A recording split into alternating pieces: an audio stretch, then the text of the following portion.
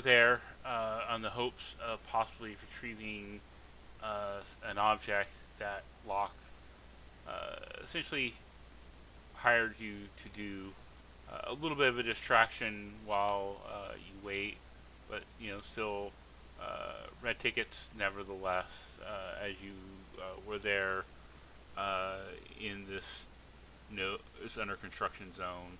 And what you saw was a large blighted plot of land that lies outside of, or not outside of, just on the outskirts of this medium uh, in the Revelia. It's ringed by a rusting metal fence. You see the dirt there glimmering with sharp scraps of metal that catch and throw. The just the moonlight, like a sea of twisted, dented surfaces across this area here. Um, there's a half-built roller coaster that lists ominously in the middle of the plot here, and uh, in the far corner of the area is a ramshackle metal trailer, and a dull light glows from the window with a lopsided sign that hangs on the fence before you that says "Under construction, no entry."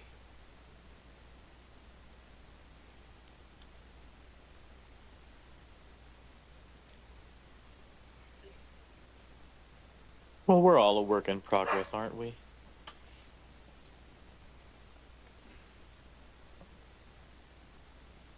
I suppose. I'll take a look around. Yeah. Is there anyone like watching to make sure that people don't go inside? Oh, I assumed there weren't, and I just walked in. Oh my gosh.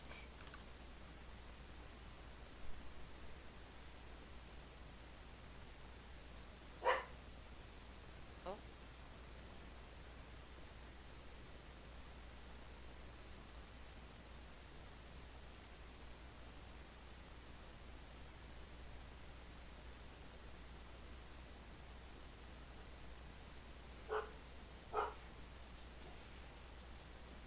All right, so you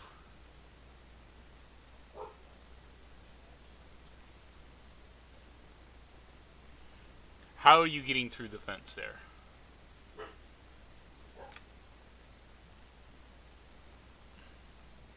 Whatever way is easiest and most reasonable. Can you describe it again? It's a rusted metal fence that completely surrounds the area, um, and I see. there's a fence there that has the or the gate that has the under construction no entry. It appears to be a lock under it. It seems that potentially someone of small size could go through the metal fence itself, but in general, like it's you'd have to like jump over or climb over that. Um, Oh no, that means getting my hands dirty. Um, I'll have my mage hand go and try and like pull at some areas in hopes of trying to make it a little bit larger, to no avail, since it can't do too much strength wise. yeah, no, the hand cannot really do. I mean, the fence is the gate is locked with a essentially a chain and a lock over the gate itself, and Hmm. the like you couldn't exert enough force with the mage hand to even get past the or open up the bars at all. Yeah, it's just for flavor because she's silly Hmm. and not smart. um, then I guess I don't, since there's no easy way to do so. That'll be my attempt at getting through. And then once I notice that I'm not able to do so the way that I thought, uh, I'll turn to the group and say, any ideas?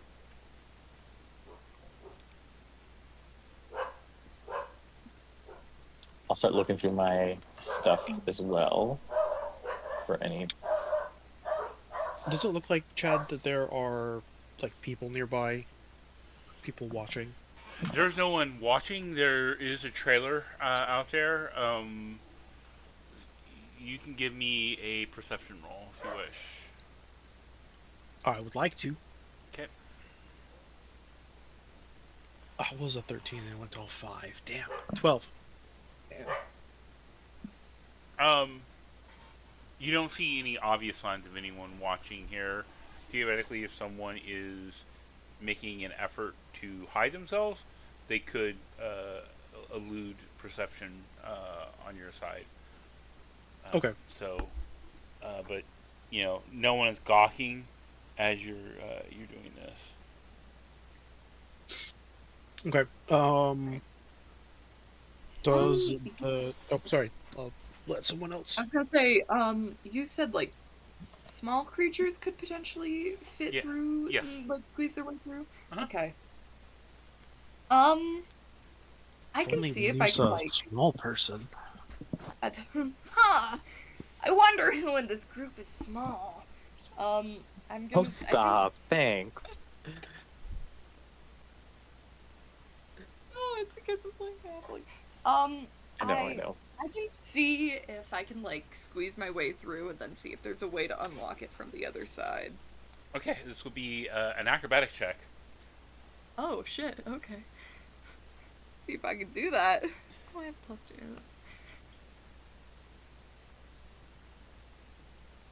That's a 17. Yeah, you have no issues. You find a part in the fence that you think that maybe someone has used previously to open up a little bit, and you're able to squeeze through without much of an issue here. It's quite quite easy for you to slip. There is, mind you, defensive padlock, so you wouldn't be able to like open the door unless you actually like deal with the lock that's on the padlock and the chain. But you're through, no problem. Oh, maybe there's a key over here. You don't see any key immediately. You said there was a trailer? There is a trailer, yes. I have an idea. I will use a wild shape, and I'm going to turn into a rat. Alright. Pizza Rat is back.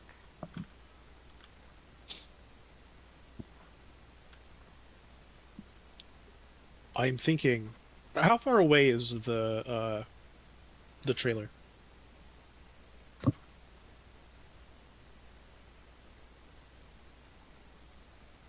How far away is the trailer? Yeah. It's just across the way. It's anyone in that trailer could theoretically like see people coming in. I am going to, now that I am a rat, tell everyone, wait a second, while I go and investigate investigate the trailer. I'm wondering if I could find the key to the padlock. Or if there are people inside, that's also useful information.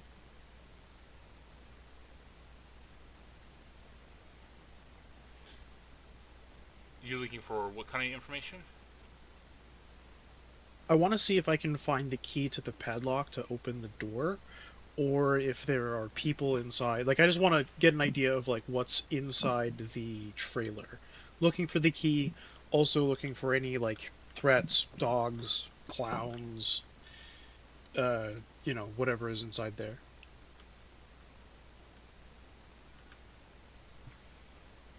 Okay.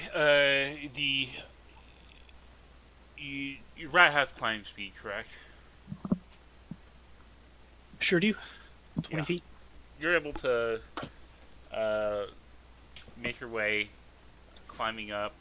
Um, what are the rest of people doing while you see Corum, the massive man that is, basically taller by any of you, easily by, uh, you know, feet or more,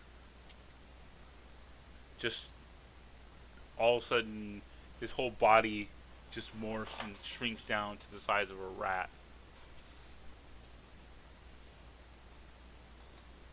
Again?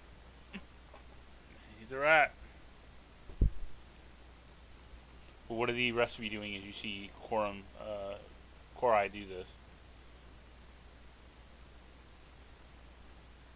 I mean, my intention is to stay put as I was instructed or suggested to do, in hopes that there's a solution to getting in without getting my hands dirty. I'm gonna climb the fence. All right. So give me a an athletics roll. Me? Yeah.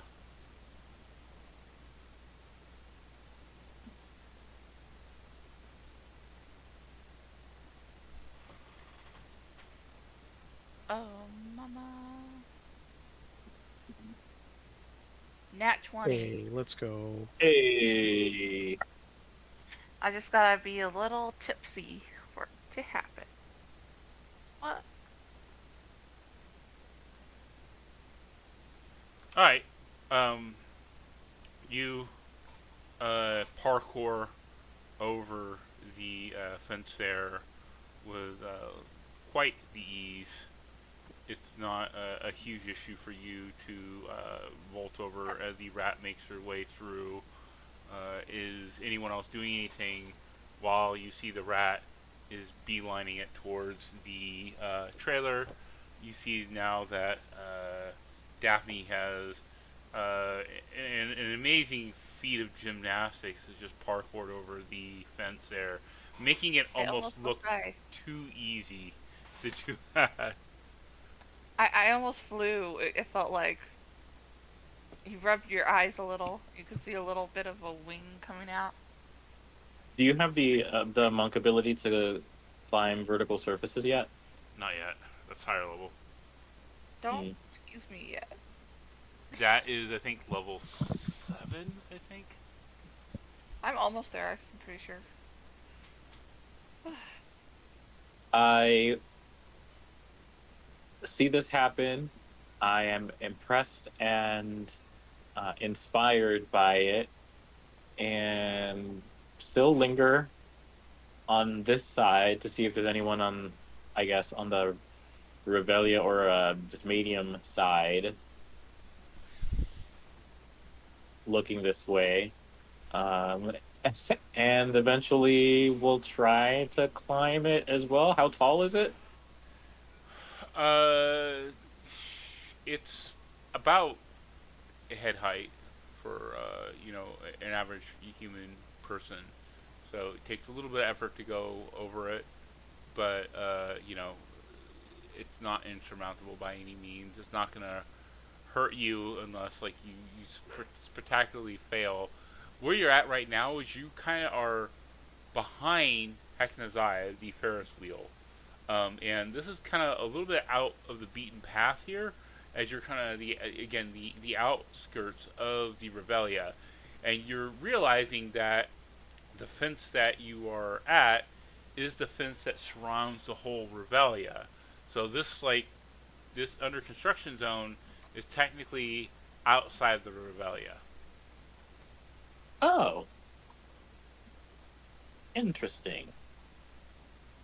Like the whole the whole Revelia is has an iron wrought fence that surrounds all of it. I think it's like 10 feet tall or something like that. As you go around, so the map is there I on see it now. Outpost. Yeah. Yeah. So it seems that you might be able to find your way through this fenced-in area if you kind of go through the woods and which is fairly dense, and try to make your way through. But otherwise, you just see Daphne is just like vaulted. Korai has turned into a little person, and Cordelia has now slipped through the bars.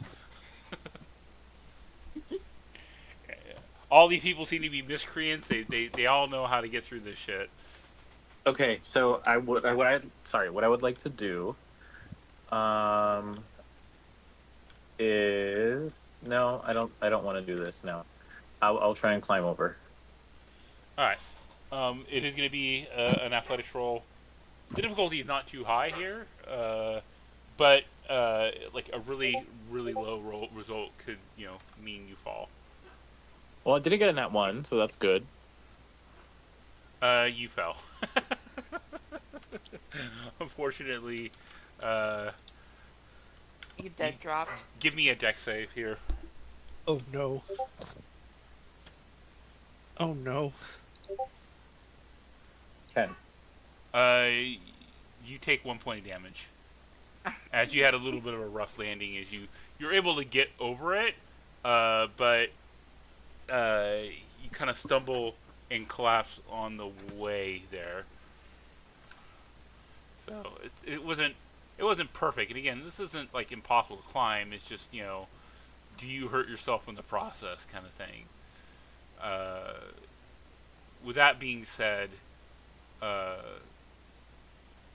what about our last player? What are you doing? The vampire hunter. Is she here? I think No, No, she- Actually, won't she's be able to show up this week. Yeah. Oh, She's like a Town. concert or something to go to, right?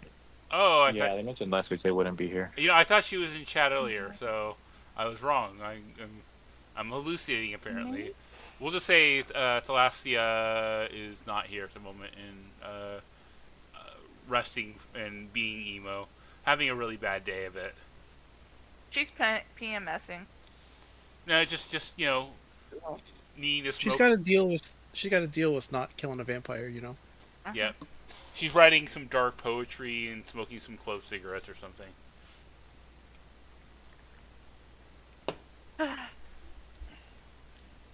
Dad, were you getting in touch with your inner Usul and had a mushroom too many? No, well, I'm going into the early '90s goth who did those kind of things. The goths you Aw. see these days, they're more about They're weak. they're more about image than they're less about like the embracing the dark side, which was really just them doing things like smoking clove cigarettes and You wouldn't understand. Yeah. I would love to smoke a clove cigarette, but it would kill me, so. you can't get real clove cigarettes here anyway. You have to get them Yeah, imported. they got banned, I think, didn't they? What? That's what happened to the Goths. No, the death of the mall is what happened to the goths. It Yeah. There was you know what? the just the clove cigarettes were considered unsafe because usually they were unfiltered. Also, it just went back to the whole idea of one, the tobacco industry didn't like to support it, but also it was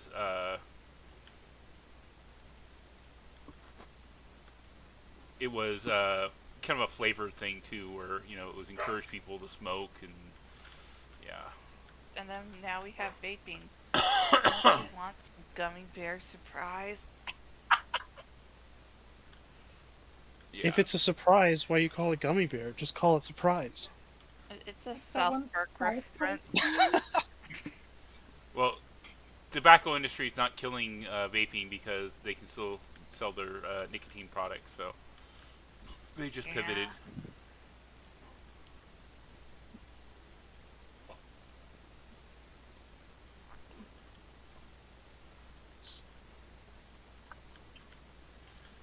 All right. So I need all of you to give me a stealth check. For you, uh, there, Korai, you get advantage. Um, but you didn't start off as a rat. You transformed in a rat while this conversation going on. All that, so it's not guaranteed auto success. For you, Jaina, you get disadvantage. I'm gonna use my inspiration. I've got an 18. Sure glad I had that Oh advantage. fuck me! I'm just loud and proud, apparently. Ah, Oh, I'm trying to. Sorry for all the rolls. I'm trying to figure out how to right click on this laptop, which is not working for me. That's very annoying. Are you using a pad or are you using a mouse? Pad. Yeah, that's your problem right there. yeah, it's a bitch. What happens if you like press while holding shift or something? I got it. It's a two-finger press on the right Okay. side Ah, that gets. okay, Yeah, I was okay. gonna say, if you're using a pad on a laptop, because I have a laptop and I use the pad, you like just press down with 2 fingers instead of 1. Yeah. Got it. Usually Thank on the you. right side. Yeah, But my you're first welcome. low roll was a 10. It was a 10. Okay. So, let's see. Jaina got a 10, Korai 16, 18, and then what did Daphne get? An 8. An 8. Alright.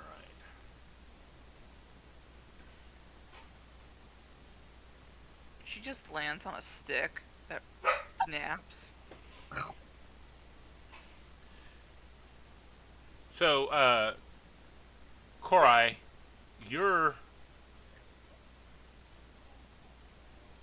now climbing up the trailer here, and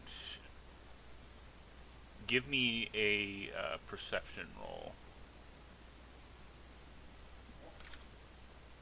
Dirty 20 or 21. Sorry.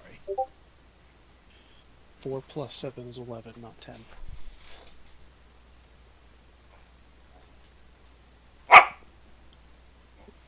So, as you're peeking through, you see a older female gnome, um, and she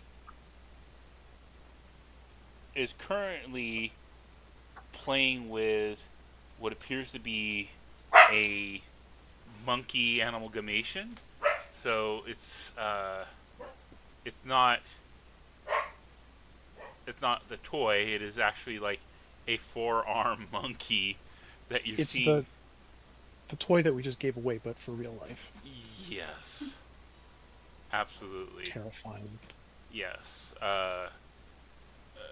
It's this one doesn't look like it has the 4 arms. This thing has like uh, appears to be like weird owl eyes and some kind of like lamprey like mouth, and just a what the hell? The dogs are going crazy. Give me a second here. Hold on a moment.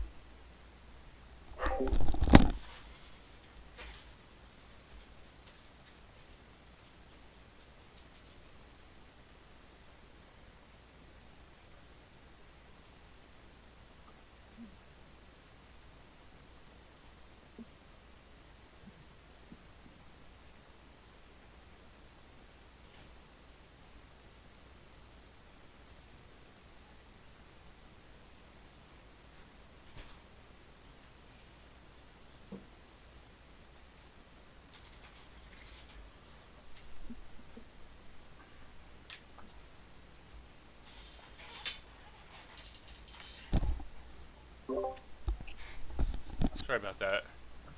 BB is just going crazy tonight. That's okay. She wants attention. 1 second again.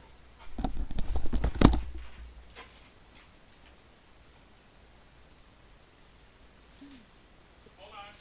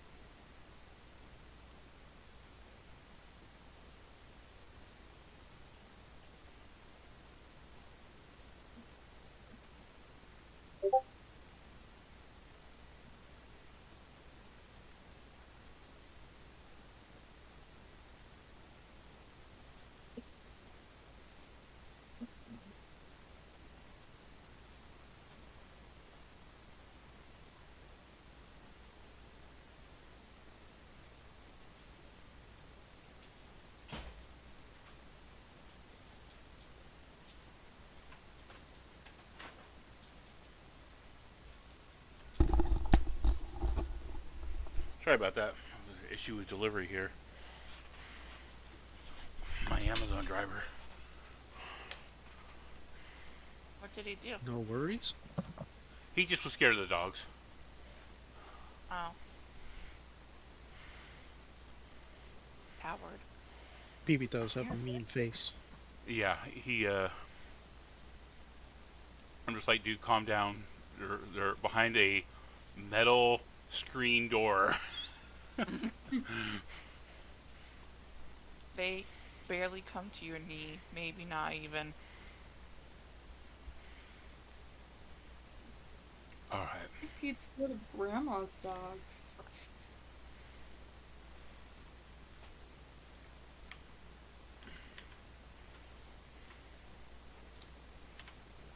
Hold on. I'll post a picture of what she looks like.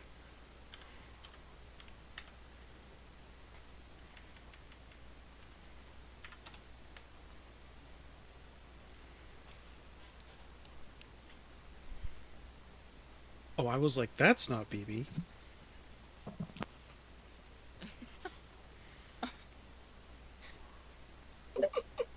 Oh, she's got a nice little honker there.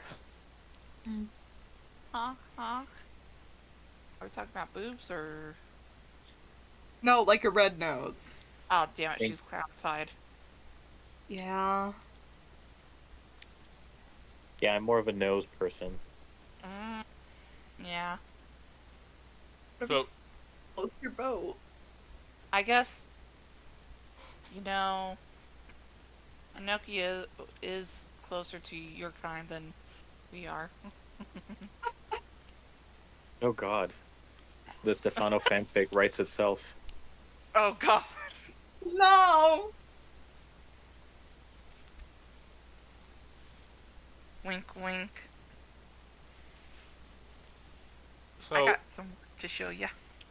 Yeah. so as you peek in, you're seeing her kind of like playing with her monkey weird amalgamation. Part bird, part monkey. It's so weird, bizarre looking.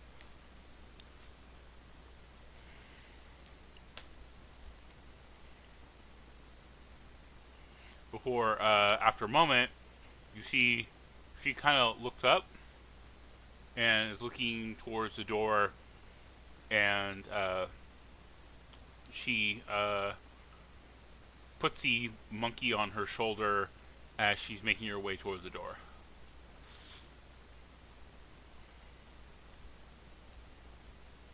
I'm gonna look over. I don't know if people can see me, but I'm gonna like try and say hide, hide, run. Fortunately, Definitely hides. unfortunately they're Yep. far away. That if you were to say that, you have to be loud. You're a small little rat, and they're across the yard. No.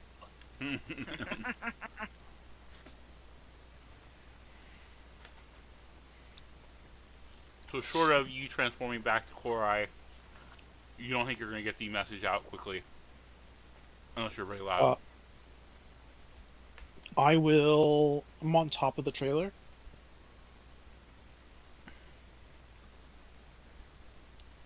You're on the side of the trailer. You're next to the window looking into it.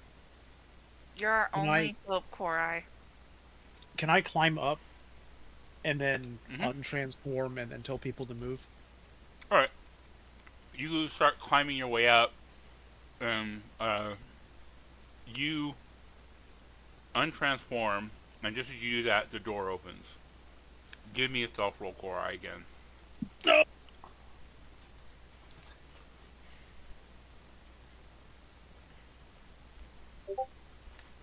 It's opposite day, right? I got a 6.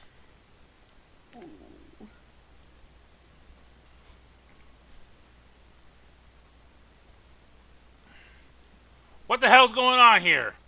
You're not one of those street blasted kids and those funny coats again, are you? Be off with you! I've got so many projects I need to finish and no time at all. I'm sorry. I was here wandering around.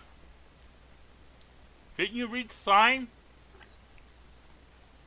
I can't read. Give me a deception roll. You you get advantage on this roll because you look dumb. Hell, wait. No. All right, advantage. Let's go. 3 and a 4 is 34, right?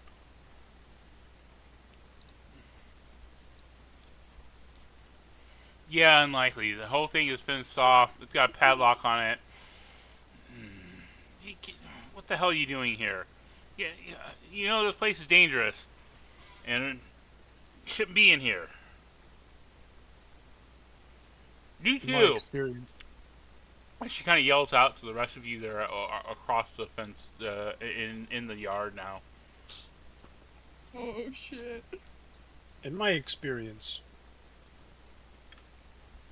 the entire carnival is a little slightly dangerous. Yeah, the whole place is a landmine. You step in there, and all of a sudden, you impale your foot onto something old and rusty, and you get tetanus. Your jaw locks up, and yeah, That does not sound pleasant. no, not What is really. your name? I'm Olga, and this is Mumu. Nice to meet you, Olga and Jamulu. I see you are a clown. Do you serve Heckna? This old thing, and she takes the nose off.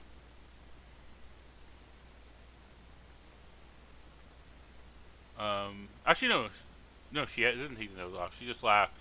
Of course, I like Heckna. Oh, good. Me too. Well,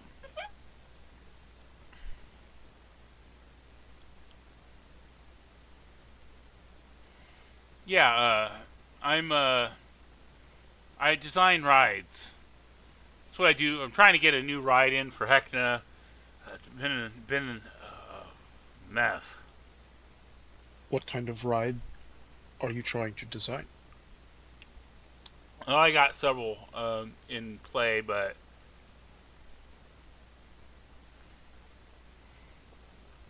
well, come over here. And she's walking toward the fence as you're sitting there on top of the trailer.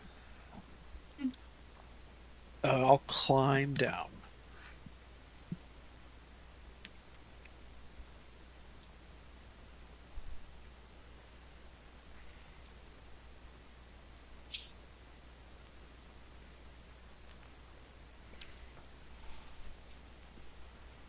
Yeah, I'm an engineer. I maintain rides. I'm trying to build a ride here. Yeah, I'm keeping the Heckna's Eye in tip-top shape.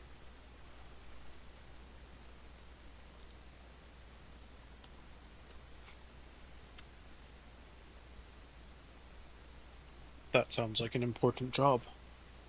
It's a busy job. The ride goes on all the time.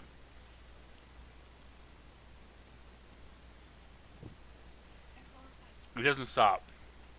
Heckna doesn't stop. It all continues on. Fun for all that stuff. Makes it hard to maintain a ride when there's almost no downtime. Is she complaining, or is she just saying, "Hey, this is my job. This is a lot." What were you asking? I'm trying. I want to get a sense of, as she's saying this, is she like bitter about it? Is she mad about like the amount of work that she's doing, or is she just like kind of neutral? Yeah, this is what it is. That requires an insight roll. May I make an insight roll? Yeah.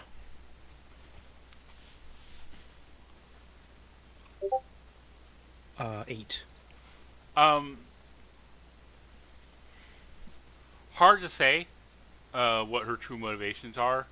She's definitely kind of, you know, portraying her skills and her importance here, but you're not sure, like, if she's truly an important person, if she's bragging, is she really doing this?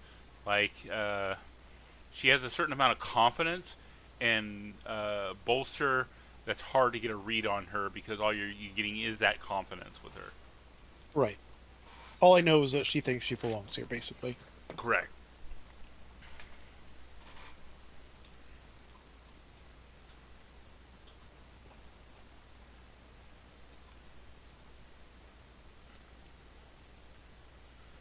So yeah.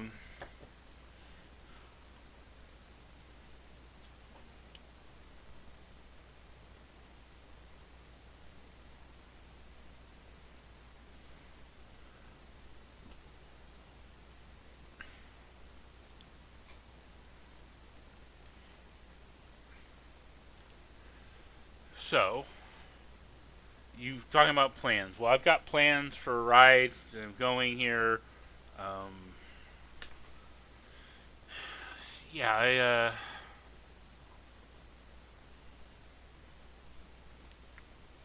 well, this is a little different from Heckna's Eye, uh, and she shows up like rolled up in her like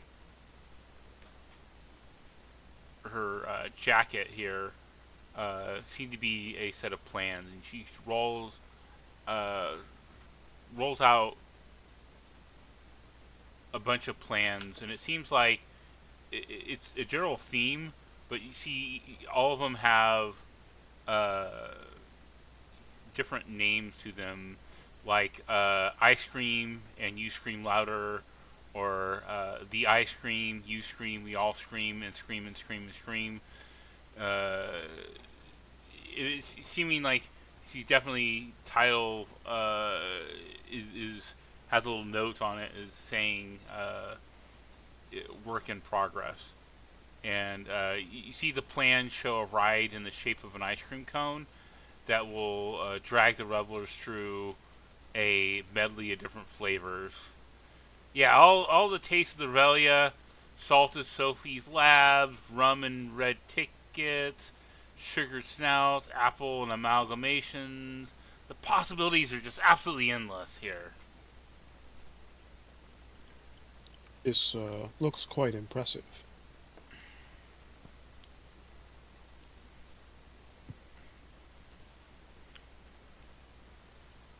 Absolutely. What are you doing around this place?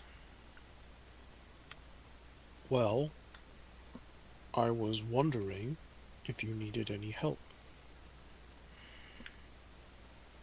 You just randomly come out to areas and ask to offer help when there's a whole circus going on and carnival and rides and I mean, have you been on Heckner's ride? We've been on a few. Right, but I'm talking about Heckner's Eye. Have you been on that? Mm. Heckna's Eye is the Ferris wheel, right? Correct. Yeah. Yes, we've been there. Yeah. You know, if it wasn't for me, that ride would be completely collapsed. It's a bitch to maintain. And the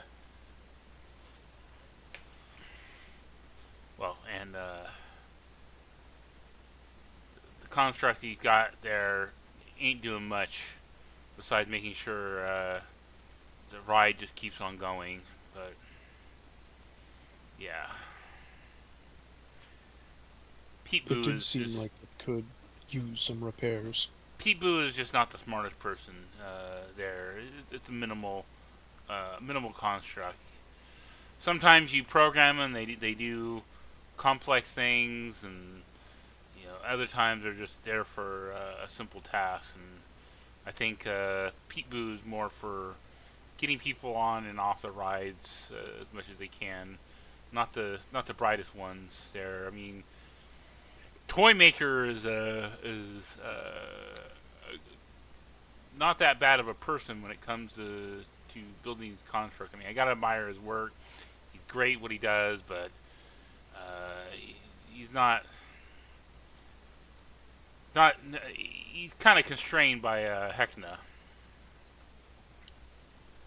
What do you mean? Well, Heckna only wants him to do, build the construct for a certain job or anything like that, and his mechanical skills are great. Uh, but you haven't really had a chance to meet him. Too busy. And I think quality is dropping when he's too busy. Does seem like a problem. Yep. Why are you asking about the toy maker? You know the guy? You brought up the toy maker. Right. But then you're asking questions about him, like you know him. I've heard of him, but I do not know him. Wow. Ah, too bad. All right.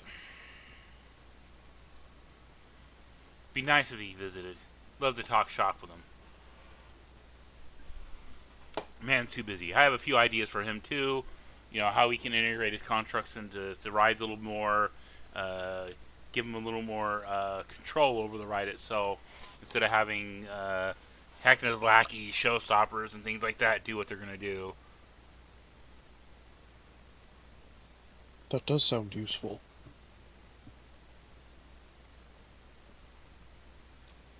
But yeah, welcome to the under construction zone. You shouldn't be in here. It's dangerous. It's a pile of junk now.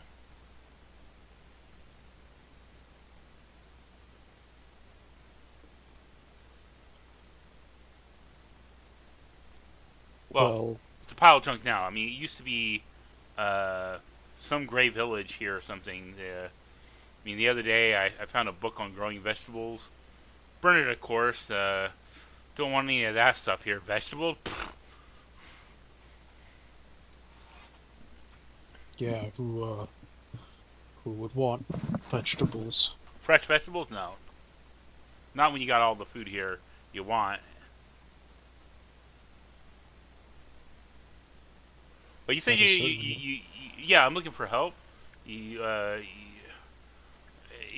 long as you all are willing to help, I think I can use some. I'll pay. Don't get many visitors out here, especially ones that want to help. You seem confident enough. You're able to hop a fence at least.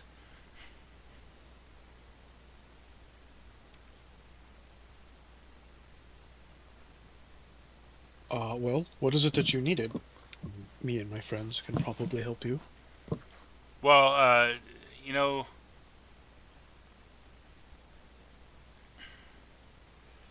kind of looking for some stuff to try to get this ride going, but I need some parts to help make it go.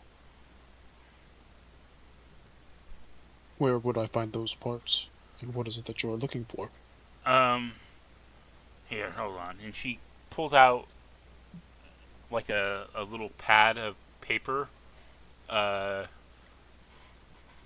for some of you, that's a little too casual. Paper is a little more of a rich commodity, and she just has it like crumpled up paper in her pocket. And she writes down, all right, so I need 2 of the creepy crawlies, alive or dead. Those are the hands that Dr. Sophie makes. I need a fireball shot from Felix's elixir. I also need a snozzling, a live snozzling. And I need the horn or the hooves of a animal gamation. And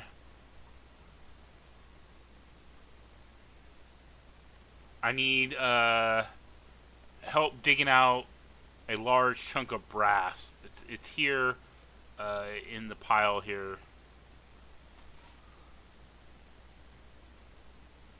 Those sound like things we can do for you. Well, you do that, I'll make it worth your while. I'll give you all. I assume all of you are together, right? You just didn't come here to gawk, I hope. No. Rest of you are really quiet. What's going on? I thought you were the dumb one. Daphne raises her hand. What? I'm not a teacher. What's going on? I don't know. I didn't want to interrupt the list. Well, I mean, Yeah. I was just checking this whole place out. It's pretty cool. it's gonna be cooler if I can get this ride going and Heckna takes the accepts the plan. I can start construction Mhm. here, and yeah, I mean, imagine, you know, a ride that like basically just shoves you through ice cream in different flavors. That would be epic. Yeah, I'm still trying to figure out flavors. Um, you know, the popcorn flavor didn't test well in some of the markets that I've been around, but you know, better than some of the other ones, like the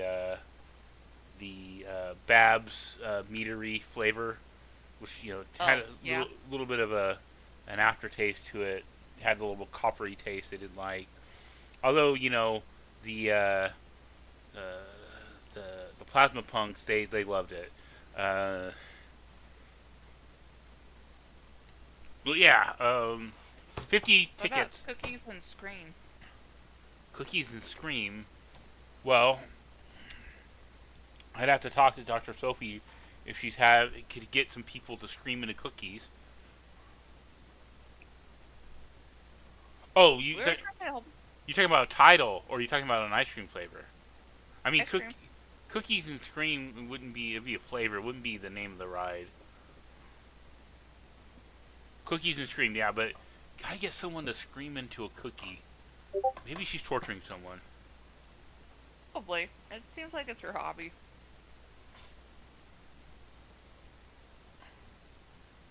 So yeah, Hash 50 browns. red tickets. I'll pay you.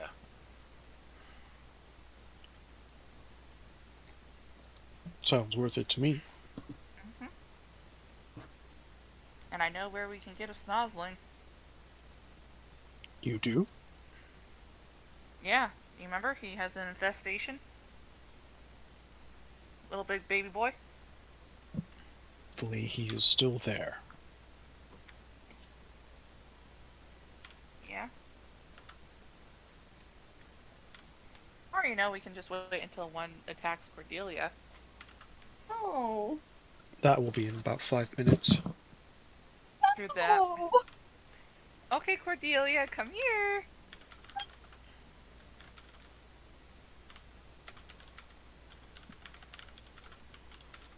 Still doesn't explain why you guys were doing around here. You just curious or what? Yeah, Just we like exploring. kind of looking around. It kind of looked like a ride over here. It was. I mean, well, I mean, they were constructing it. Didn't happen. That's why I'm here. I'm gonna make a ride. Hackney's gonna love it. It's gonna be great. Yeah, one of our companions and Daphne kind of shoves Cordelia a little in front of her.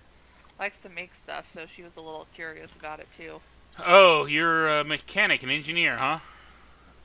Well, I mostly do sewing, but yeah, I guess. Sewing? That ain't. That ain't a. So. That She ain't a makes mechanic or an engineer. That's just a. she makes moving toys sometimes. Yeah. Yeah, a stuffed moving toy. Ooh, wow, you're a knitter. I mean, it's my grandma does that shit. Yeah, maybe take some ideas from her, Cordelia. Your stuff might improve. Really is looking so sad and so heartbroken. So yeah, You can see the fucked up stuffed animal you made, like, peeking out of Daphne's bag.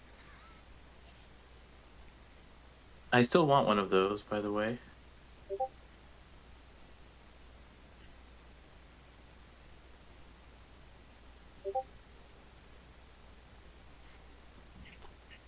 Also, can I ask what to Olga? Uh, to what end do you need the animalgamation's hooves or horns? oh, I need the it's part of the whole ride here. The concept I have. I get that. Right. So the ride when it shoots through the ice cream, it's got to have like a basically a point to land, and that will help cushion the ride. Otherwise, I've seen, it will just bad things are gonna happen. People are gonna so all these things are important engineering stuff you probably wouldn't need to understand. It's way above your head.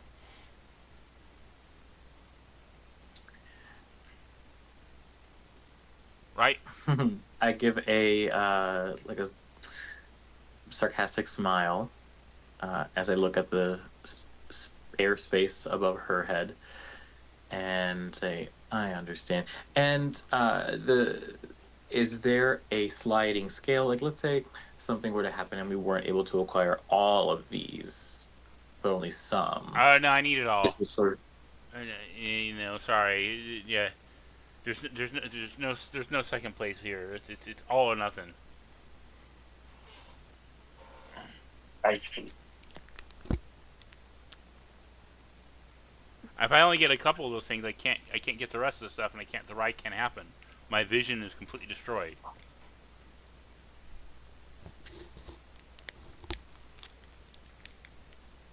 Well, if it weren't for us showing up here and offering our help, you wouldn't even be that much closer without if we didn't bring you the other pieces. I feel like that deserves some credit. Yeah, but uh, I don't get partial credits here. Nice try though. 50 red tickets a lot. I don't get partials on that.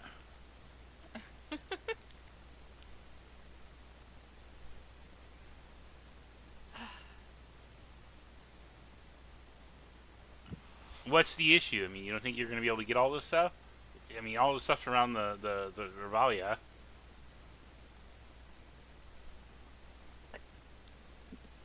Just a precautionary measure. I mean, if it was so easy to obtain, uh, there must be a reason why you haven't been able to do it yourself. So I could only imagine we may encounter the same challenges, possibly. Maybe not. I'm just We a just busy gal. I've got a lot of things going on in my mind trying to figure this all out here. I mean, if you don't want to do the job, it's fine. I'll find someone else to do it. It's all good. nobody said that.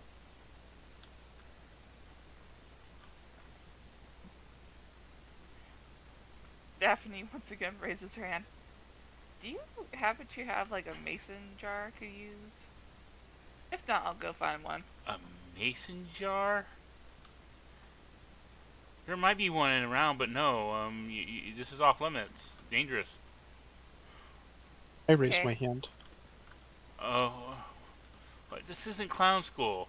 You want to go to clown school? You should go to the fun house. Well, everyone was doing it. I just assumed. I don't know, she reminds me of my tutor when I was younger. It's really hard not to do this. Yeah.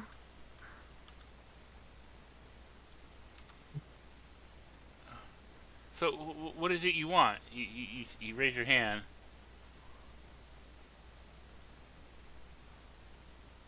I was going to ask, since we have to go find the copper in the in this zone, Brass, if yeah. there was anything that we should be keeping an eye out for.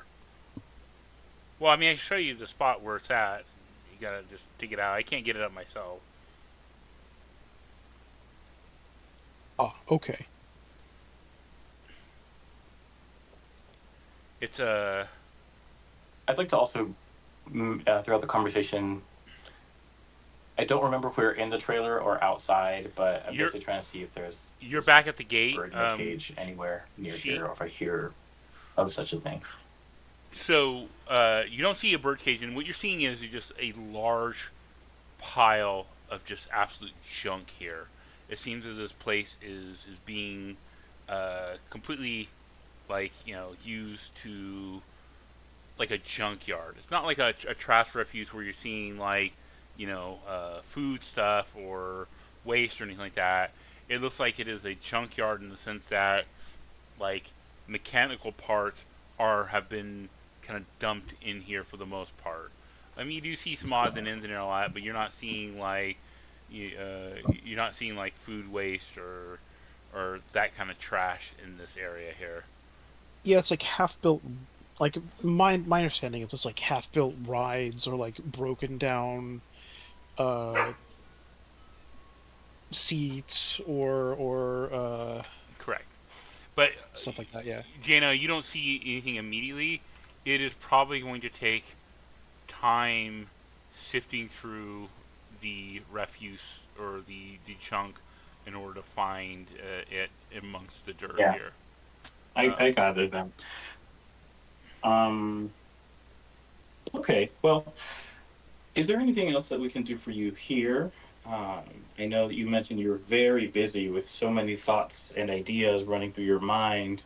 I know for some people, it is easier to organize your thoughts when your immediate surroundings are also organized. Might you need some help Well, if you want to start, categorizing these items? nah, I mean, you'd be here for an eternity if you wanted to categorize everything in this junk. But if you want to start, uh, she points over to pile there, and you see that there's a piece of brass that's kind of showing a little bit of weathering and age in it, and it's sticking out. Need that large piece of brass there. You're gonna have to dig it out, and hopefully it will come out and dislodge there. But I can't get it out myself. I think we can do that. That's what I need. Might take a little while.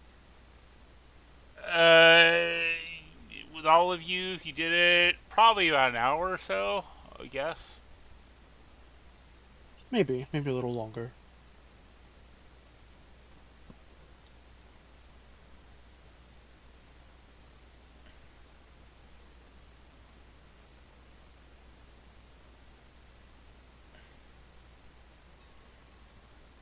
Well, I mean, if you want to start, I mean, that's the thing to do. All right. Let's We'll get- let you know when we get it out.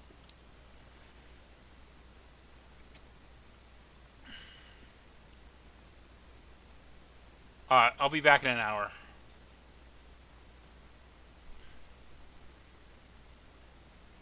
See you in an hour.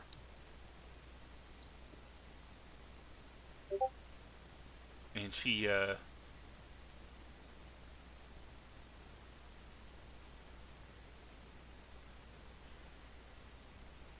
kind of says, "Hey, let's go, Moo Moo. We got to drop some more plans."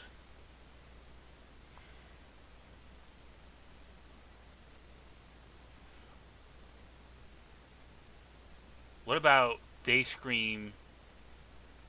If you scream, you'll scream some more. No, no, no, no.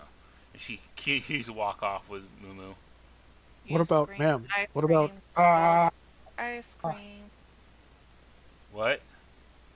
Y'all talking at once? What's going on? I said what about ah? Oh.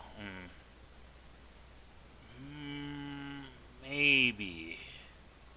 Maybe. I think you're onto something, but no, I mean, it's gotta be catchy, easy to identify. You scream ice cream. We all scream for ice cream. No, it's not catchy enough. All right, well, I'll be Keep back. going then.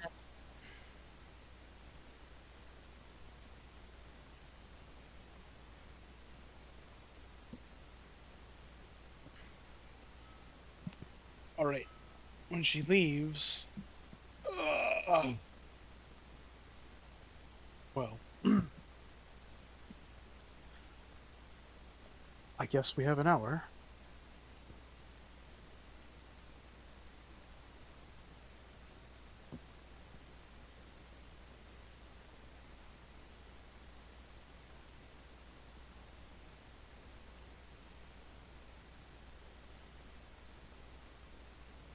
I'll make my way over to the pile and start trying to dig it out while also looking for the birdcage.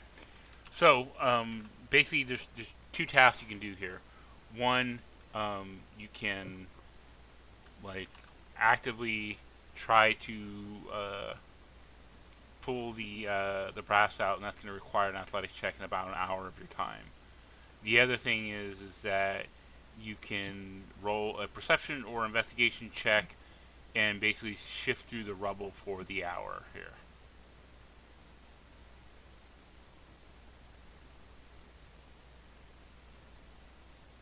What would you rather do, guys? I mean, I think we can split our focus, right?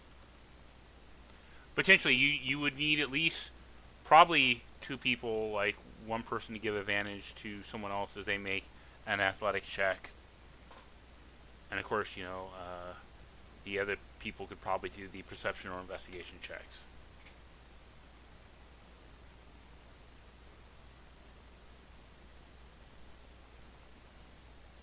My investigation is 1, my perception is 7, my acrobatics and athletics are 2 and 1, but I do have advantage on acrobatics. This wouldn't be acrobatics; it would be an athletics check. Digging this thing out and pulling it out is just a straight up athletics check. I get advantage on athletics to end the grappled condition, and I think you could argue that the brass is grappled by the other. That's a really nice try, but no. But I mean, you definitely, if you have another helper with you, they could essentially roll. You can give them advantage, and basically someone giving you the help action then. Okay, that's fair. Or you can both roll separately as well. It's up to you to use a group what you're gonna do. If it takes an hour of time, I am happy to also say, "You're doing great, sweetie," and give you a bardic inspiration to whoever is going to be rolling. It lasts for an hour, or I guess once within the next hour. When you when you fail a D20 test, you can then choose to roll the bardic inspiration, That's pretty useful. which is now a D8. Yeah. So I guess the question is, who is going to do the uncovering of the brass there, and who's going to sift around in the rubble? Um, I have a +7 to investigation, so I can sift around if it's an investigation roll. And again, the same thing applies with athletics: is that you can have someone give you the help action, and you could theoretically roll with advantage there. Yeah. My athletics is a +1. I suspect that might be the highest. We're not a very strong group. No, we are not. No, Um, no, you guys are definitely on the weaker end at the moment.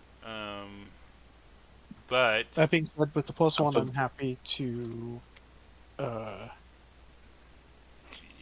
sift it out. But I will definitely feel better if there's help. your most I don't have. athletic your most Sorry. athletic your most athletic person is actually Daphne at the moment.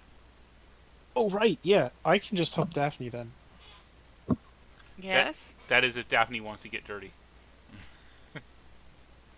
Daphne is like looking at her nails right now. Jaina's doing the same. Actually, no, Jaina doesn't have their nails done right now in this Yet. form. Does I don't remember. Let me check if this photo has their nails done. No, not really.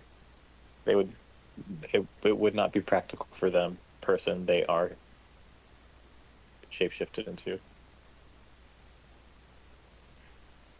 I'm also not proficient in any of the skills that we would be using for this, so I don't think I can help. Uh, because of your bard, half skill, you can give anyone help action there. Not going to be an issue. Great. So whoever will be sifting, I think that's our lowest modifier. I'll give advantage to. Yeah, I guess it's theoretically, metagaming. Daphne can do it with you. You two could shift through the rubble and do that while Korai uh, and Cordelia look through stuff. They have fairly really high perception and investigation rolls, so Yeah, that's a good idea. Yeah. I will also inspire you, and I will help you by giving you some tips on how to do this without breaking a nail or getting your nails dirty, as I recall my most physically intensive performances that required me to do cartwheels and use like large props and things that were required me to be very dexterous with my hands while being mindful of not breaking a nail. If you want to do it, Daphne, I'm assuming that you would, but I don't. You Yeah, might I'm good. necessarily not do it. Yeah, let's do this.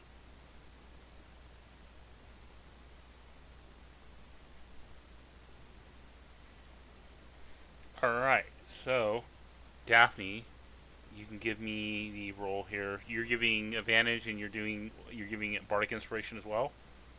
Correct. Okay.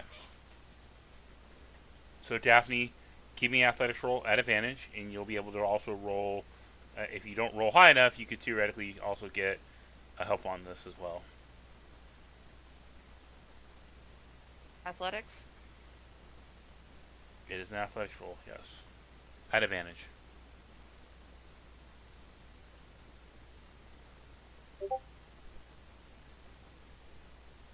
Can someone help me? You can add a D8 if you want to use your bardic inspiration.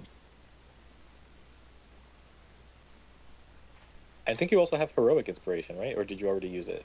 I had to use it. Okay. It's been a long night. 5. 17's not bad. Or 16. Yeah, you actually succeeded. So you barely passed. Yeah. This was not an easy task. So after an hour there, you are pulling out. You basically digging away uh, this area.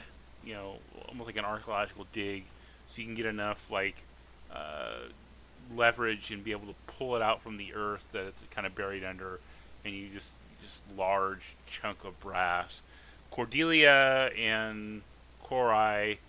Korai, give me a perception check. Cordelia, give me a investigation check. Ooh, the 26. 18.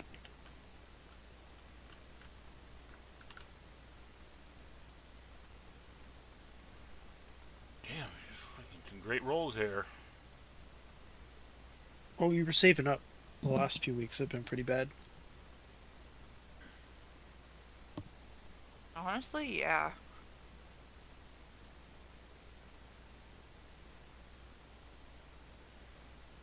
So,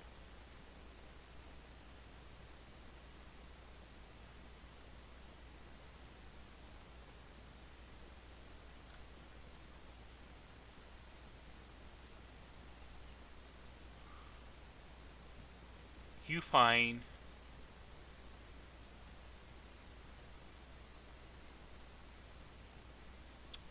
in this one area, uh,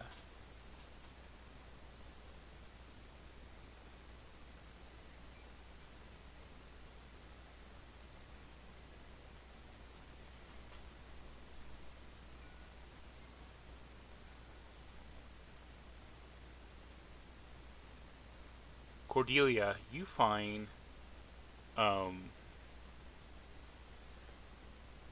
this looks to be like a discard here,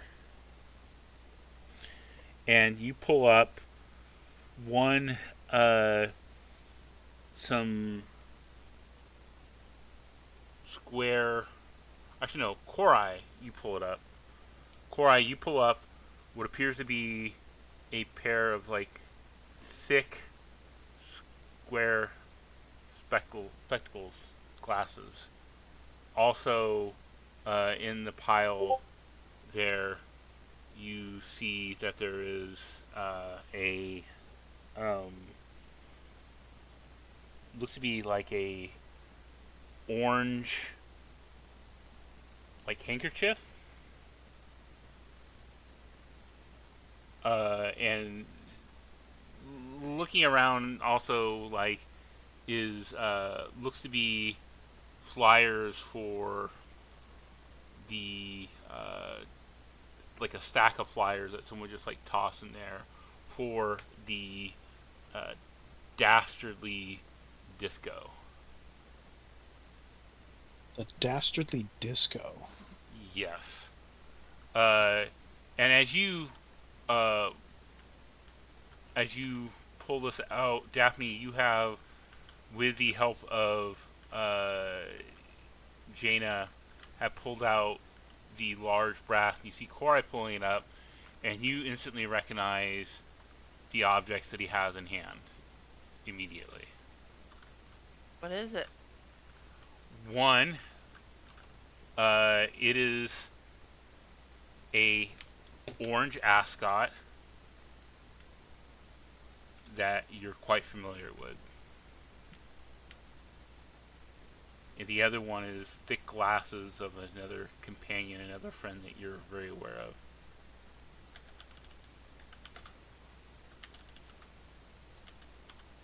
Oh shit.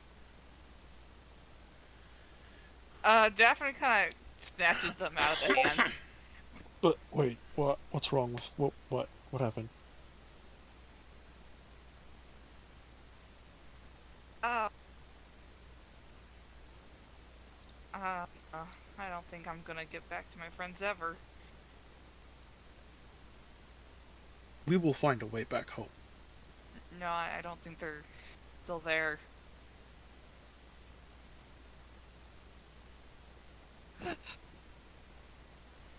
Wonder It how he does got through. appear as if time passes differently here than it is in our home.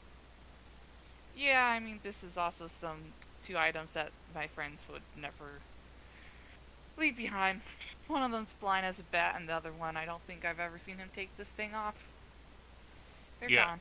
Frederick and Veltra. Uh, They're dead now. Is that what you're saying, Dad? you can give me an insight roll if you wish. No Or body, no someone just... death. Them's Wow. the rules. Insight.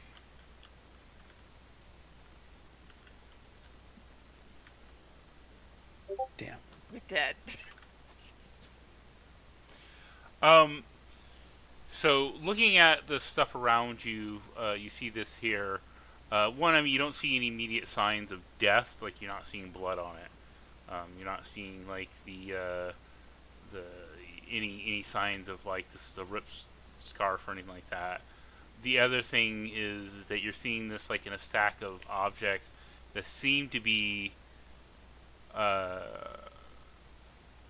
around the Dastardly Disco. So, if anything, you might get confirmation in the Dastardly Disco. Like, this seems to be all a pile of shit that was just like tossed here from the disco in this area here.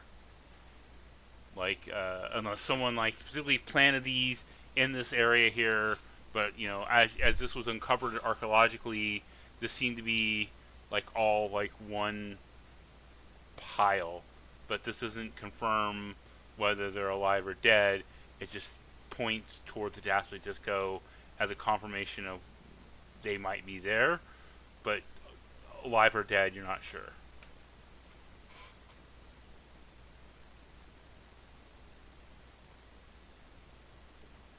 I think I need to go into that disco place. It seems dastardly. Yeah.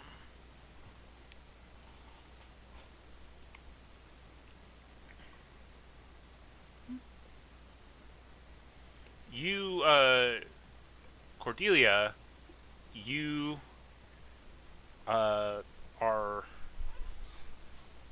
you located uh, what appears to be the bird cage there. You see that in the ground there, this cage with a bird in it, sticking in the ground. What are you doing? Um, I'm gonna try and see if I can get the birdcage out of the ground then.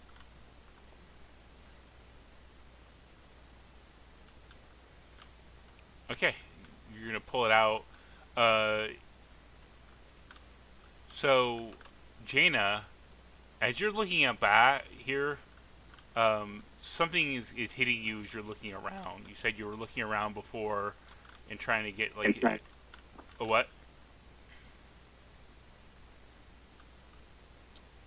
I didn't say anything. Okay, I heard something. You you look around and you're starting to see some other things here that are giving you absolute pause. And it is you're seeing the discarded pieces of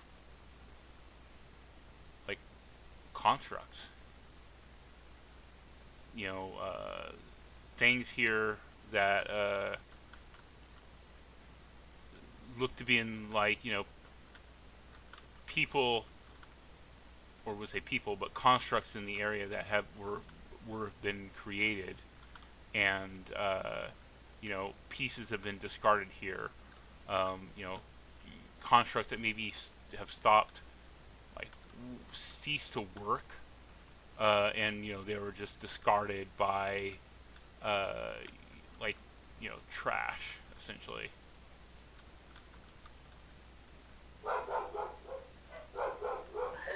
Uh, am I aware if we have a bag of holding them within the party? You do. There is definitely a limit. It basically can only hold up to 64 square cubic feet, which is about 4 by 4, and it has a weight limit of about 500 pounds. So it's not like infinite by any means. Right. I'm also wondering.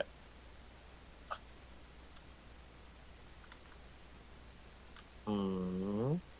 Because And I have a chest, like my costume chest. Uh, what is your goal? What are you trying to do here?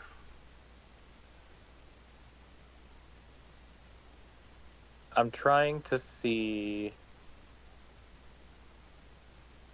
if any of these are salvageable to sort of bring back to the toy maker. Uh, you are not a tinkerer by trade, so you don't know like really offhand. You might want to consult with someone like Cordelia, who seems to be a little more mechanical inclined. You are essentially you were created for the purpose of entertaining people, so you don't have that like knowledge. You don't have like proficiency in any like tinker tools or anything like that. So this is like you're just seeing arm discarded here. You see pieces of a chest piece here, or the upper Yeah, I torso. understand. Yeah. It's hard to really say like what is salvageable. This is kind of like outside of your expertise here, but I will say you can give me a investigation roll if you wish. Uh, is this role? What's the purpose of the role? To kind of discern the nature of these objects that you're seeing here. Yeah, I'm narratively okay with just saying that I'm spending time trying to do this to try and see what I can salvage to bring back to the toy maker. But I, I'm not, as you mentioned, I'm not a tinkerer. I'm also not really familiar with, I guess, despite being one, I'm not familiar in this sense with constructs, and the type that I'm seeing. So it's more. of like the melancholy of like trying to do this, knowing that I can't, and the frustration with not being able to do it. So it's more of a narrative moment for Yeah. her. I don't. Still So get. basically, I'm saying like I don't know that I would need to do the role. It's more so like I as a player know I'm not going to be successful. It's more so what it represents for her in the moment. Yeah, still give me a roll because there is some information that you can glean here. Okay. 6.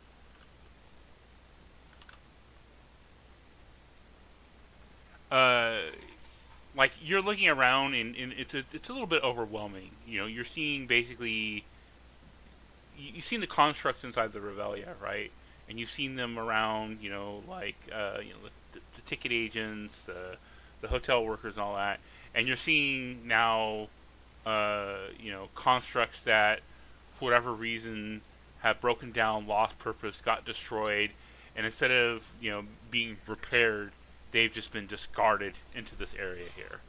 And Yeah. it's a bit overwhelming on your side to just process all of this, and it what you would need is you basically need like unfettered time, like uninterrupted time to uh, sift through this to kind of like get an idea of what this is or what it does or how it is at all. But like it's just overwhelming at the moment.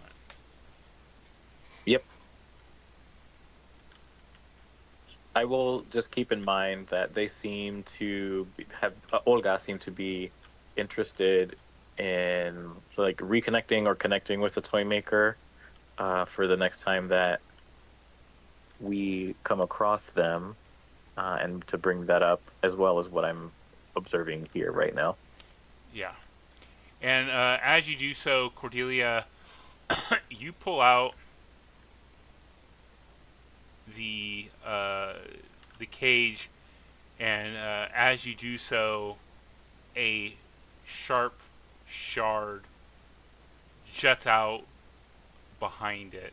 There's something underneath it. I need everyone to roll me, first of all, a perception check. And this is just seeing whether you are surprised or not when this combat kicks off. Combat? I mean, I knew combat was coming. You may have known it, but yeah. Daphne's still sad. Honest, Jane is still sad too. honestly, the only person that seems to have failed it was Jane. Actually, Oh damn! unfortunately, everyone Daphne else was has like, made it. Even "Fuck, my friends are dead." even Cordelia made it. The difficulty was just 7. Wow. Oh damn! So, Oh my. so what I'm going to do here is we'll take a break. Since we're at 7 o'clock, let people get food and things like that, and we'll be back here at 7:10. Okay. Dun dun dun. All right. We'll see you in 15 minutes. Sounds good. You're like a little bit distracted while you're just like seeing this scene laid out before you of all these like different bits and bobs of construction. For you, it's a little different. It hits a little different than probably the others here. Yeah. I'm playing in my head as if though I'm starring in the Everybody Hurts video song by REM. Oh no. So everyone can roll initiative. Jaina, you're getting disadvantage to the roll.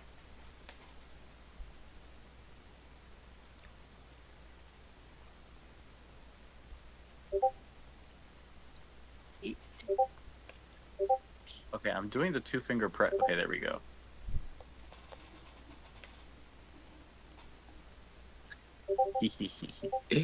You can't. The only way to get more disadvantaged than that is if it was 2 1s, not a 2 and a 1. You rolled a 13. Was your lowest? I see initiative roll already. So yeah, you didn't roll. You rolled twice. So we'll take the lower of the two. So you had a 13. I won't make you. Oh, I won't make you re-roll it didn't come through.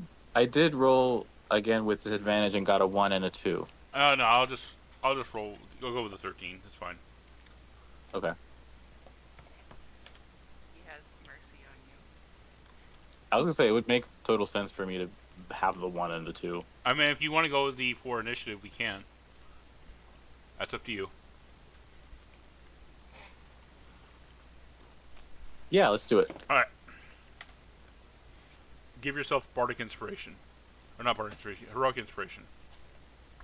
Okay, thanks. I feel like I'm gonna need it. As you are leaning into your narrative of being a little bit shell shocked.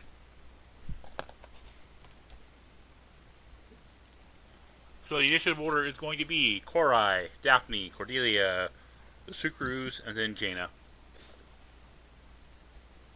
Oh, not the Sucrus. Yep, there's 2 of them. Subaru. Subaru? 2 large, sugared oozes come out of the bottom here, around surrounding basically Cordelia. We're gonna start off our initiative with Korai. All right. I am going to start off by casting Conjure Animals, and I will put it right in between the Sucrus A and B. All right. Hold on.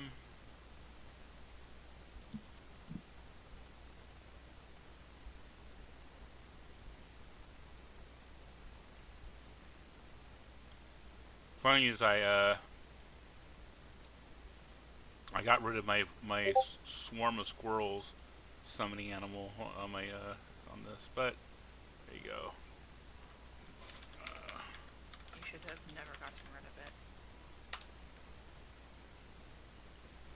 Where else are further? All right. So they have to make dexterity checks, correct? Yup. All right. Dexterity. Dex 15. First one missed it, and the second one missed it as well. These things are not known to be very agile. So go ahead and roll damage. They each take 19 points of damage. And then I will... Alright. Then I'll wild shape into a lion.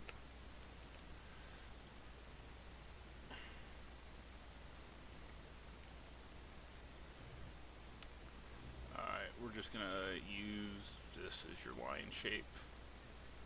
Sounds good to me.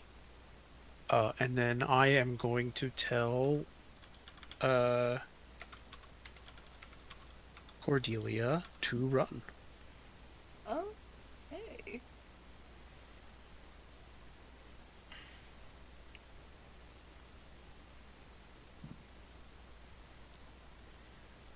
Okie dokie. So are you moving, or is that it? Yeah, I'll move up one. Or I'll move... Yeah, I'll move there. That's fine. Oh, wait, your lion, is it medium or large size? Lion is large beast. Alright.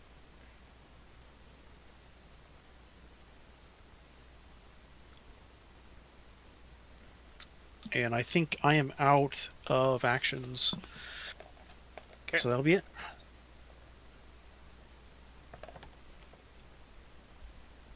Daphne, you're on the pile of junk over there, and you see the Sucrus now coming up where Cordelia is. You see Korai turn into a lion. Oh, god damn it. Because it's better to live one day as a lion than 100 days as Korai. That might be true. Okay, well, I guess I'll run over there. Okay, so You can get there in one move if you wish. As you move, take your full movement to go over there. I need you to give me a dexterity saving throw.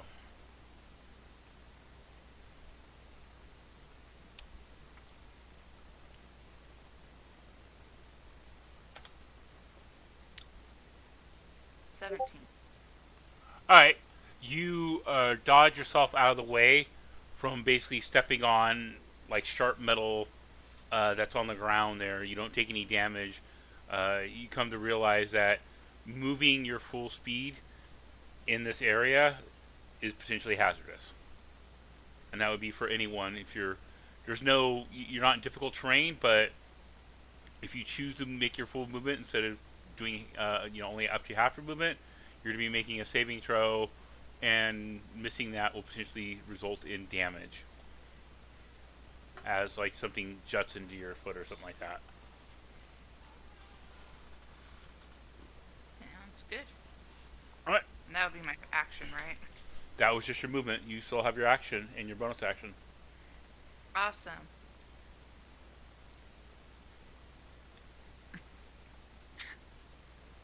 I'm gonna get stuck, aren't I, if I hit it?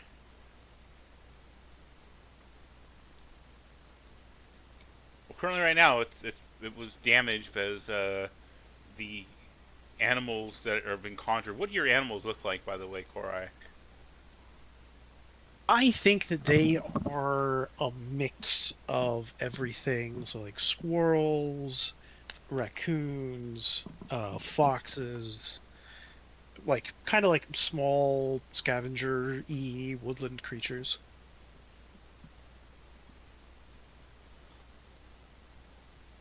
Okay, so Daphne takes a deep breath, aligns her chakras, and starts beating the shit out of them. The animals? No, the The Sucrus? yeah, that thing. Alright, so your initial attacks can be with the stick if you wish. Yes, please. Alright, 21. the 21 hits. Go ahead and roll your damage. Whopping 5 points of damage there. She pokes up.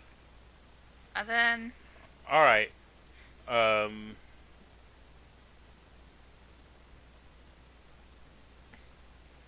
you are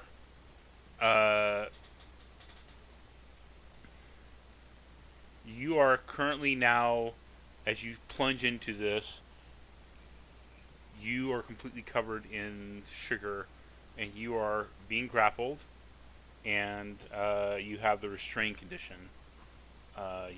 Your weapon is now stuck on it. can I just let go and smack it? Yeah, It gets stuck. it's your weapon's stuck. Yes. Can I get my weapon out or no? You'll have to make a escape check, but currently you've spent your action to hit, so you have to wait until next round to escape. I'll just attack it again. Alright. I'm not really built for this enemy, you know? No, not really.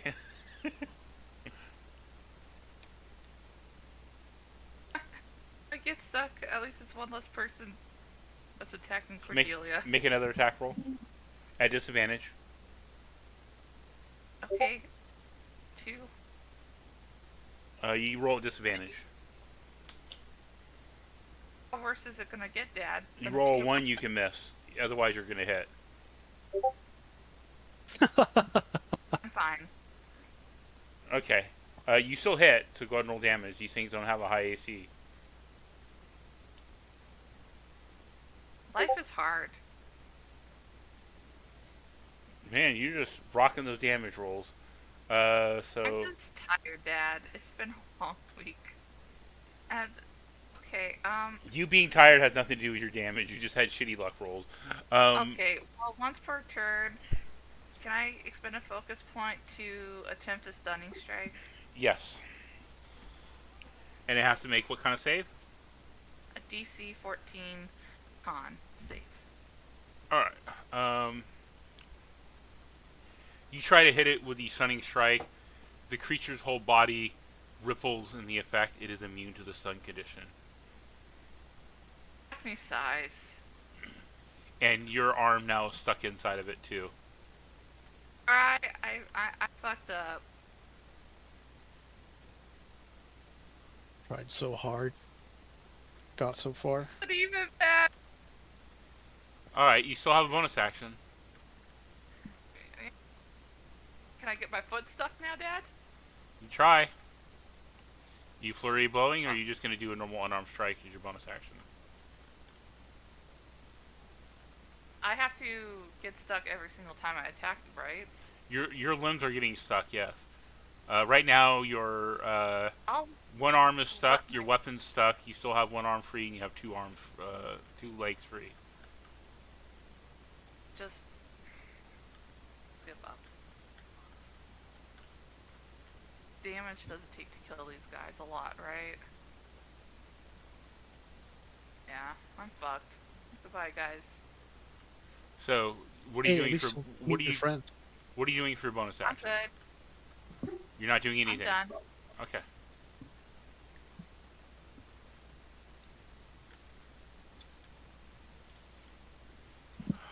Alright, so you are stuck now and currently restrained to the thing. Cordelia, it is your turn. So Korai just told me to run. I I think I should run. Currently, you see behind you, Daphne is now stuck to the creature. True. And Korai is there now as a large lion. Remember, I think I cast poison spray on one of them when we first encountered a Sucrose, and it went really well. I think I'm gonna cast poison spray on the one Daphne is stuck to try and like dissolve it and get her out of it quicker. Okay, that is a range attack roll at disadvantage because you are engaged with these things currently.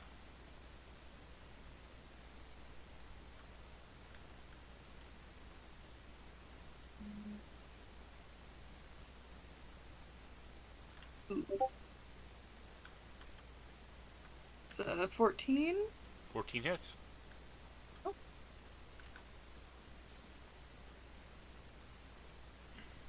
That is 14 for damage. Alright, the creature starts dissolving. It is currently bloodied. Yay!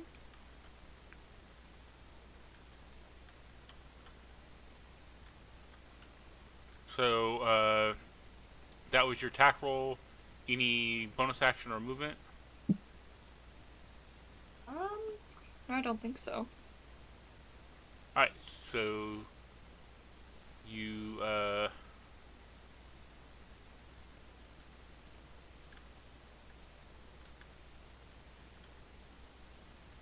you sit there and we go with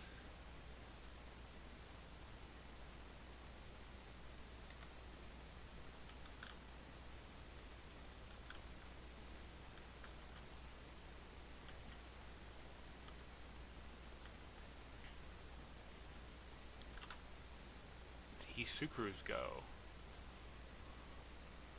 Okay,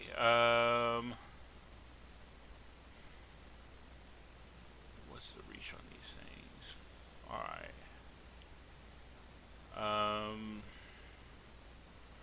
Okay, let's see. Korai, Cordelia, and Daphne, you're all getting attacked by these things with as you see the Sucrose makes again the sugar crystals that jut out of it, either as a melee attack or a range attack roll, as it's going after all three of you. So we'll do Sucrose first. Korai. What is your AC at the moment? It's like really high. 15. Or no, 17, because I'm shapeshifted. Yeah, you get hit. Did I say 17? I meant 27. So you take 11 points of piercing damage, Oof. and you have the poison condition. And while you're poisoned, you cannot concentrate on spells. Your conjure animal goes away. As you are just immediately hit with an absolute sugar rush. And, you're like that meme, that little baby with cotton candy, and just goes, Yeah. All right, Cordelia, you're getting attacked.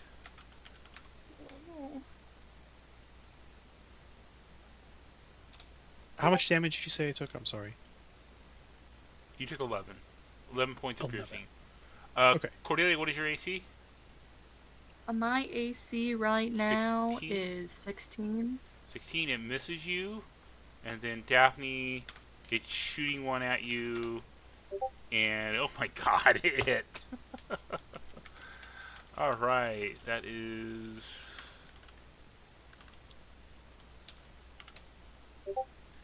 10 points of damage. Piercing. As it's shooting a crystal shard at you.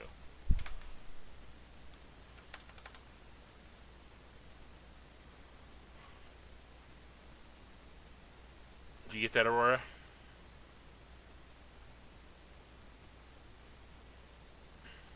At that point, Daphne just, not even a scream, just a really, really big sigh.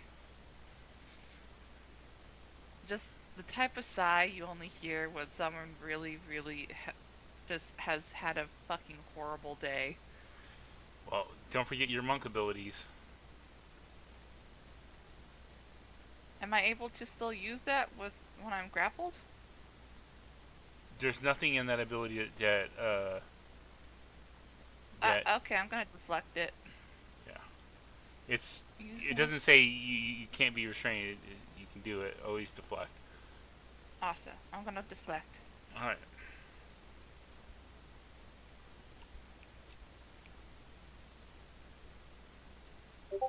$11? 11 points of damage. You said. Yes. Okay. You deflect the attack fully. And can I redirect it? You can. So, what does it say for the redirect? Uh. When attack includes piercing, slashing, bludgeoning, you can reduce the attack total by 1d10. It's 8.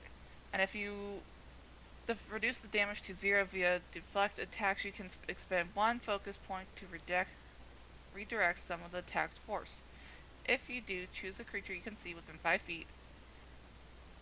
If it was a melee or a creature you can see within 60 feet that isn't behind total cover, if the attack was ranged, the creature must succeed a DC 14 Dex saving throw or take 2d8 plus 3 damage of the same type dealt by the attack. Okay. So let me roll dex save Fail. for this one.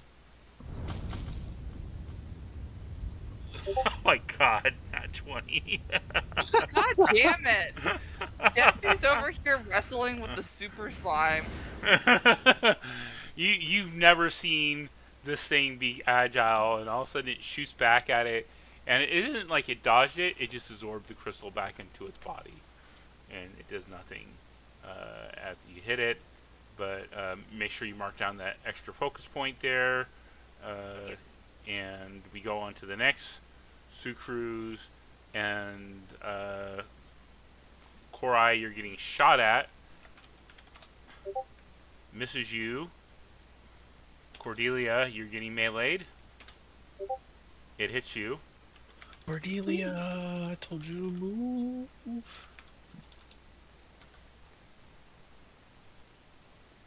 This is.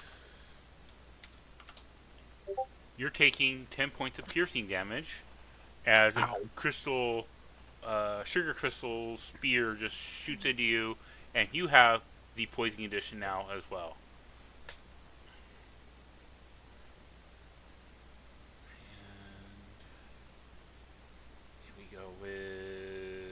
one last one at Daphne. It's got advantage on you because you're restrained, and it hits you. Yeah. Yep. How much damage, Dad? Alright, come on, bot. Alright, 14 points of piercing damage. And you have the poison condition as well. It's okay. And that is the end of the Sucrose. Jaina, you snap out of your fugue here, your fugue state, and you see your friends are crying out in pain as across the other mound of goods, there's a epic battle going on between two Sucrose and the group as you see spikes are now shooting out of them and things like that. And turning into a very bloody experience. What are you doing?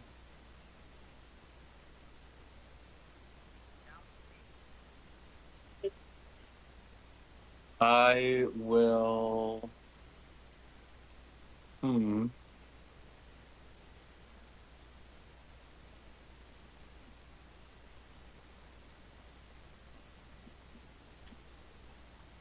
How badly hurt do each of you look? Daphne looks I'm like not- she had a whole bunch of stuff stuck into her stomach. Well, is Yeah, any, yeah. I had like 9 temporary HP, so I only lost 1 hit points. Oh, I Like, forgot about the HP. I'm good. Okay. We're you know, good. even though JJ reminded all of you before this multiple times about the temp HP. You know, I had it in the back of my mind, and I calculated it when I got hit the first time, and then I forgot about it. You can add temp HP to the character sheet. Right, next to your hit points, there's a little entry that says temp HP. Temp HP. Just for future reference, that way you don't forget it. It's not for temperature. No, it is not. What's really cool too is that like if you add the temp HP and then you subtract, it'll subtract the temp HP first. Mm-hmm. All right, so it sounds like folks don't look terribly damaged yet. No one is bloodied. So One of the two cruises is, I think. yeah. So I am gonna assess the situation, see that my friends seem to be good enough for now. I'll go ahead and use my action to say, now, this just won't do. I thought we were outside the bounds of the Revelia. This should be a sugar-free experience. And I'll use that to cast Vicious Mockery at the Sucrose that's bloodied. Okay. Wisdom 15. Right.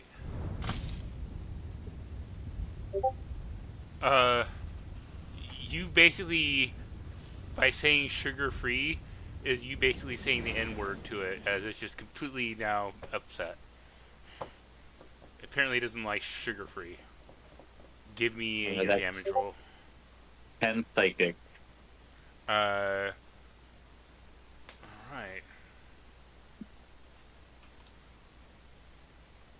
And if it's still up, it will have disadvantage on its next attack roll before the end of its next turn. Okay. And I will use my bonus action. Come on, Daphne, you can do it. Put your back into it. And you've got a bardic inspiration. Yay.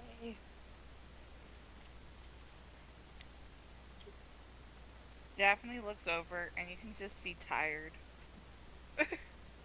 Just Thumbs pure up. tiredness. Thumbs up and a smile. At least you didn't break a nail, right? Where I can't see them. As my nails slowly getting torn off by the fucking screw. I will stay where I am. Alright. Maybe I'll move a little bit further into the open just in case some more of those pop up in the pile that I'm next to. I can't remember what did you say about movement? Like if I move my full speed, I might need to make a save and take damage, but if I go like half speed, I'm fine. Correct. Okay, so I'll just do the 3 squares and then end my turn. Yeah. Right. If you go full speed, you have to make a dex save. You potentially hurt yourself as you are essentially traveling more recklessly through the chunk pile.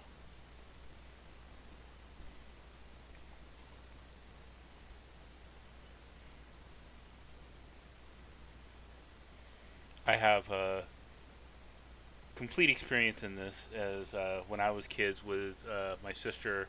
We ran across a parking lot that was like abandoned and full of like rocks and broken glass, and my sister fell and cut her hand open, and we had to take her to the emergency room for stitches. One Yikes. second. I don't know if she remembers that, but that was like when she was like very young. She was like 5, I think, when she did that. All right. So next on the docket here is Korai. Korai, you are currently poisoned as you are now hitting with a mad sugar rush. Really sad that I can't have my friends with me.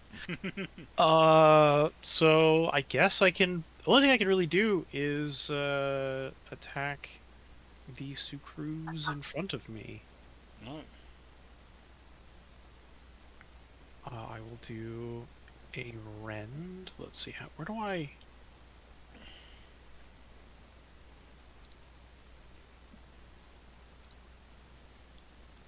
Where do I go to make this attack?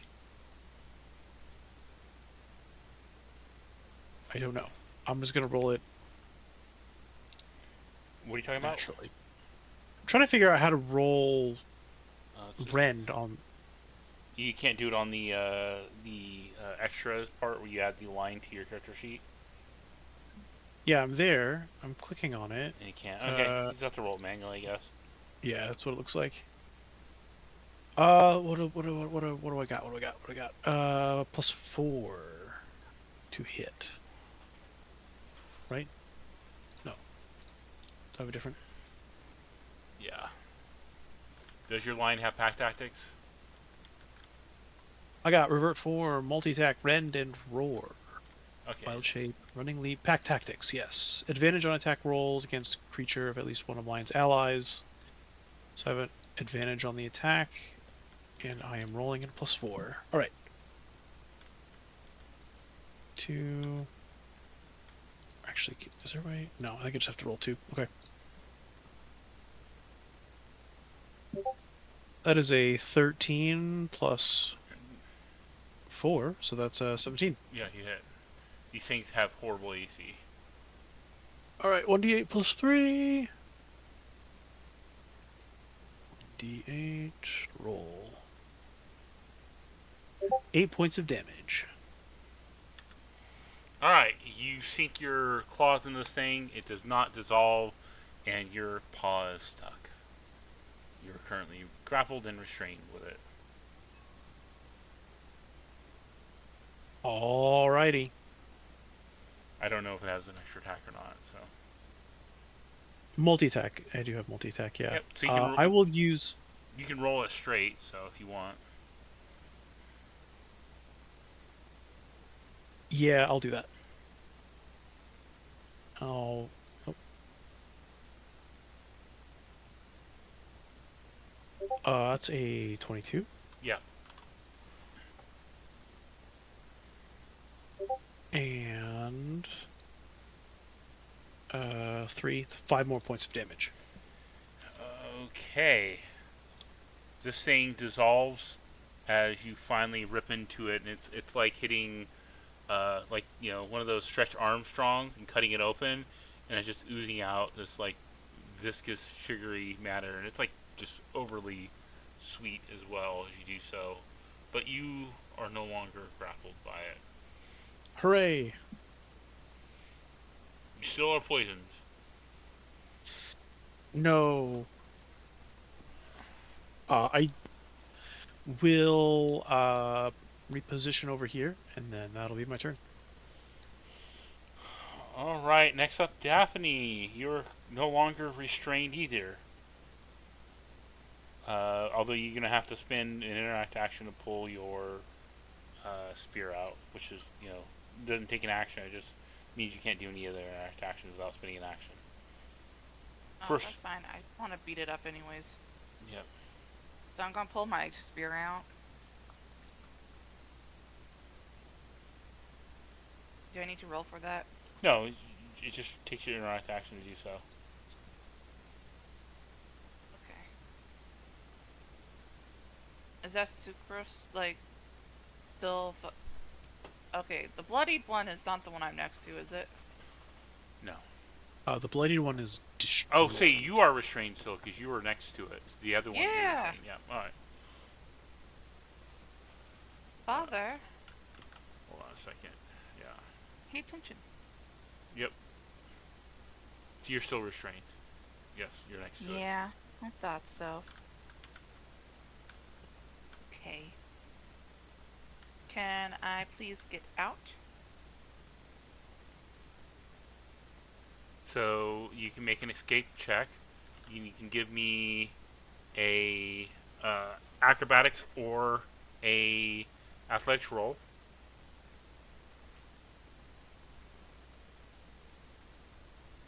Okay.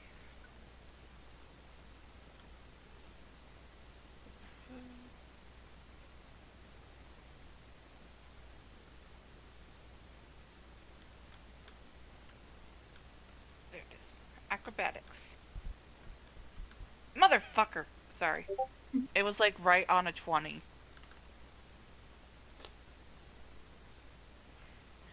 You got a 14 total. You still break free. So that was your action to break free. You have your bonus action still. Can I pull out my stuff? You have your spear with you. Yes, you're broke free. You have your spear. Okay, what can I do as a bonus action?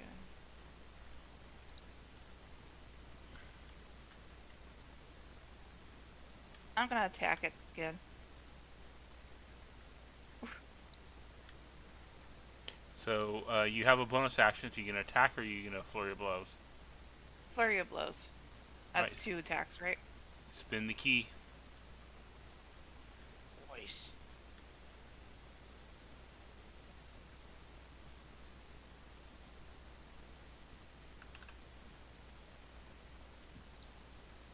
Just life is hard. An 8 still hits. Go ahead and roll your damage.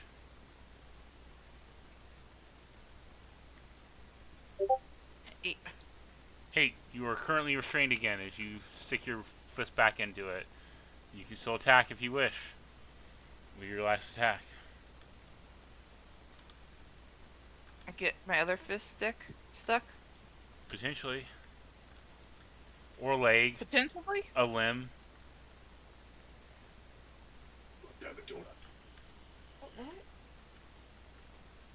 I want a donut. Sorry, my dad's been listening to Dungeon Crawler Carl. I think that was a reference to that. Oh. And I need to Chat. actually listen to the audiobook because he pirated it for me. I might as well just stick my other hand in it. Alright, make your attack roll. God damn it, donut. You still hit. 11 points of damage this time. Alright. You're knee deep in ooze as it is now bloodied. Thank you. Alright. Yeah, I thought that Holly attacked the one that was on me, but you know. Yeah, I did. These things are fucking tanky. I know. Alright. Cordelia, it is your turn. Alright, Hit him I'm- with that. First of all, I'm gonna step back a little bit. Reload. Then, Would I be able to cast Poison Spray again, or am I, like, still in melee even if I step back a little bit? If you step back without taking disengage action, you will take attack opportunity. Oh.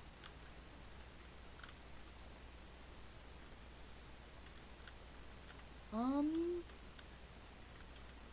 done. I'm just gonna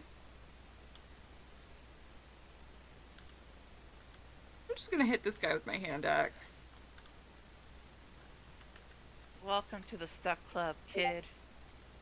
And that's an 8. An 8 hits. Oh, okay. Oh yeah, if that didn't hit, I wouldn't have been hitting all this time.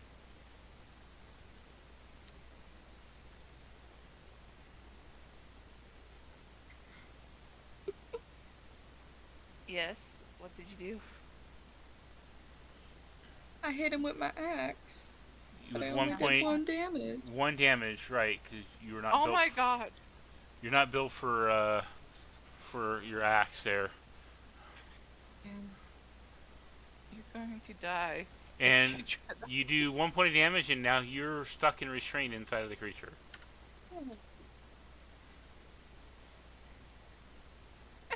Sucrose goes. It's attacking again. All 3 of you, as you guys are in melee with it. And let's see. We'll do Daphne first. It misses.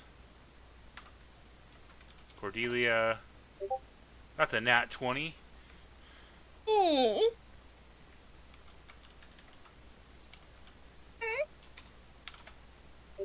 You take 18 points of piercing damage. Ooh. Fuck. You get speared right into the chest. It hurt a lot.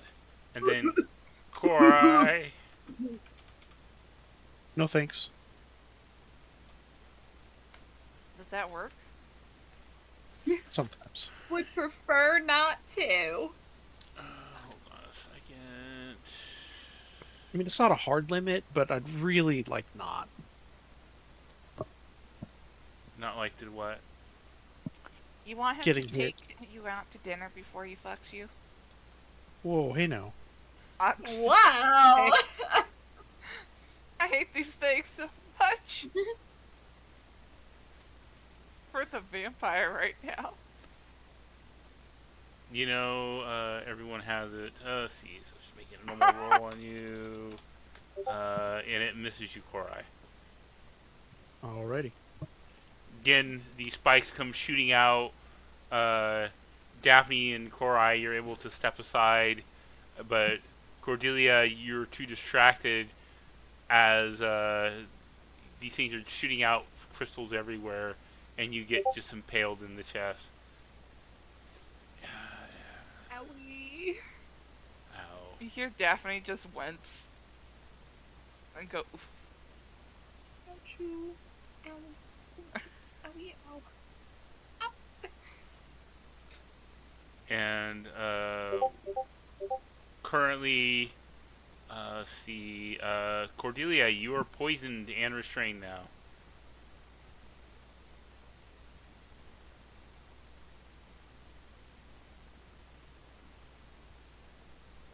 So you see, restrained. Oh. Guys, I might be cooked. Might be done for. This might be the end. And we go with Jaina. It is your turn.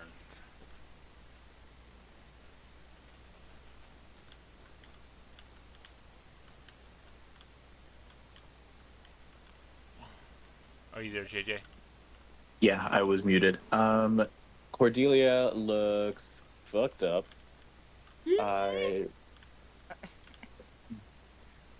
Does anybody else? I know that Daphne's been fucking up the sucrose. Trying. Korai, are you hurt? I mean, like emotionally, probably. Yeah, But no, yeah, I'm yeah. fine. Okay. In that case,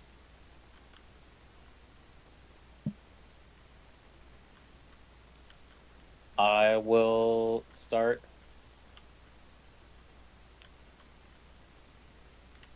humming the melody to Bittersweet Symphony. Uh, I shift from Everybody Hurts by REM to Bittersweet Symphony as we battle these sweet monsters. And I'll let that be my vicious mockery. All right, the Discordian song comes off from your lips with that little bit of nasally voice. Give me a. Bittersweet Symphony is life. Is it a wisdom save I have to make? Yes, 15. Do all of us have to make Nope. it? No, you just Uh, have emotional damage. your characters don't, but players might. For Give that. me, give me your Uh, damage roll. oh, yay. 7 psychic, and it has disadvantage on its next attack. All right. Anything else? And yes, as a bonus action, I will cast a second level healing word for Cordelia.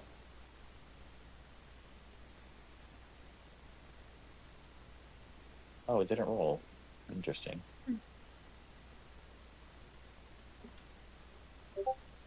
17.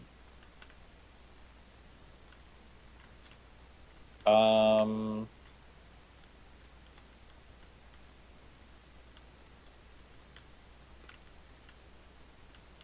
I don't know what to sing or what to say as my healing word.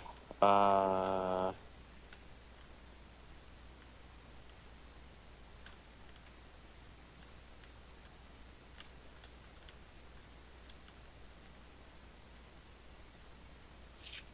I don't know. Suck it up, Buttercup. Nope, that's mean.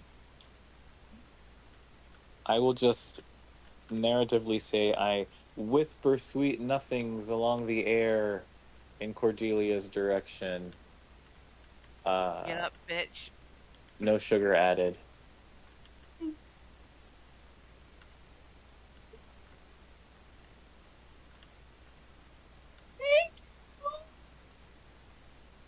All And right. that will end my turn. In your turn.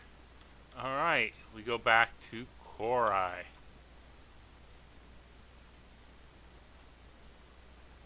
Hey, that's me. Um, I am still stuck, right? Mm-hmm. Oh no, you're not because you didn't attack this one. Remember, you killed the other one. You just moved into this area. Oh, that's right. That's right. Yeah, yeah, yeah. In which that case, I will start smacking this one. All right. You get it. You get your Do-do-do. advantage again. Uh, yeah. I like advantage. That is a natural 20. You may have hit. Yes, that is a crit. So I'll roll 2d8. Yep. Double dice. I think that is 9. Yeah, 9 points of damage on the first strike. A very Oh, average roll. it is a very average roll, yeah. Alright. And then for my second attack, which cannot be taken at advantage because one of my paws is now stuck, Yes. I got a 12 base, which I'm assuming that will hit for 4 more points of damage.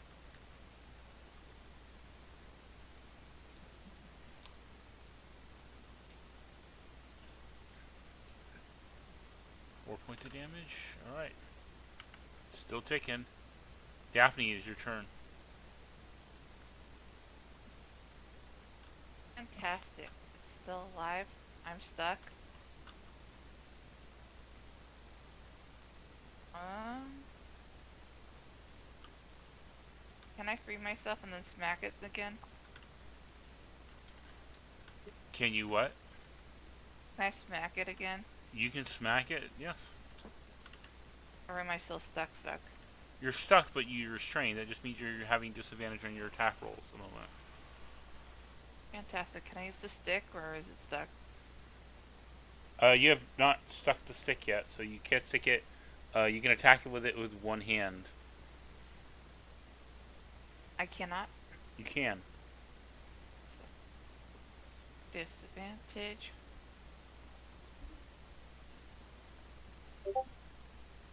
$11. It hits. 7 damage. Alright, 7 damage to it. Still alive. I go to smack it again. Okay. Disadvantage. Without the stick. 10. 10 hits. 4 damage. Does not go yet. Flurry of blows. Look familiar. Spend that focus point. Smack it again.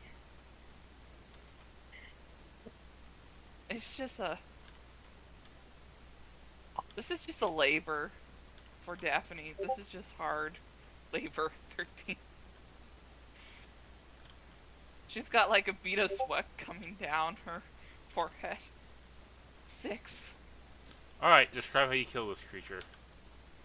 Daphne just starts plummeling it. You can see her barely getting out of the stickiness before she drives her hand back against splattering it through the junk.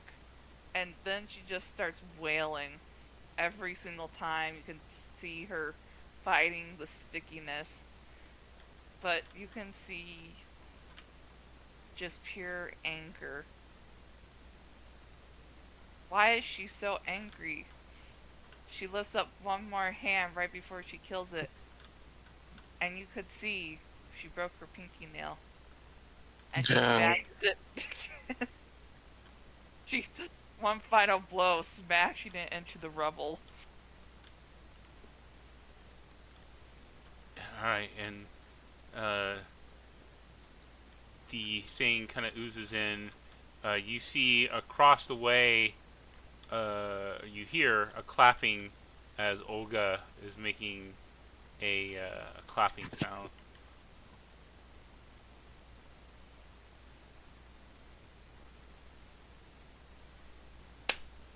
Hi, Olga. Are you watching all that?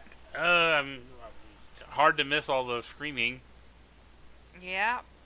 Uh, If it could scream, it would be screaming now. I- And Daphne just like crunches her hands together, letting the last of the ooze coming out of it drop to the ground. She looks a little confused for a moment as she sees a lion, and she just kind of shrugs. This seems to be not too different from the everyday chaotic life of a reveler. Well, I see you got it. Got the piece out. Thank you much.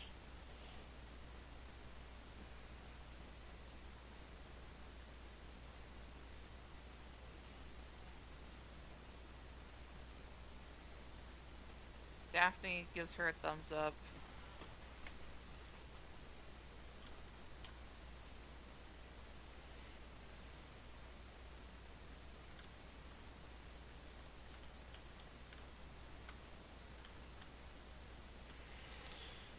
Well, you did what you needed with me here. If you can get the other stuff, it's great. Off with you now.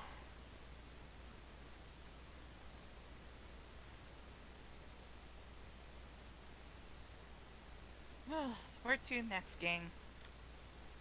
Do we have the birdcage? You We have the have the birdcage in hand, yeah.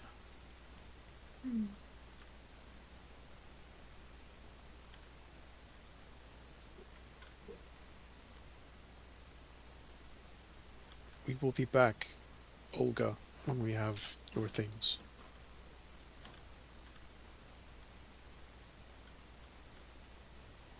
Yeah. Don't become wandering around here unless you got stuff, alright? I would not dream of it. I have a clarifying question, DM. Yes. I forgot our unicorn companion's name. Pistachio. Pistachio. Does pistachio? That's a construct, not an amalgamation, right? Correct. It's just like a unicorn, but like a little fucked up looking. It's got a big No, it's okay. shaft right through its whole body, like it's a Yeah. carousel. It also has a horn, but I don't know if we could get away with that.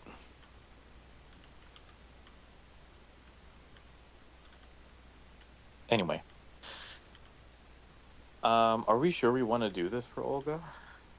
Are you all sure that you want to do this for Olga? We got what we needed from here. I mean, I never said that we would complete it. Okay. I said when we got it, we would return it. Slick. You did. Okay. There's a physical relief as she exhales. All right. So- Go ahead. You also have the ascot of one Frederick and the glasses of the Veltra.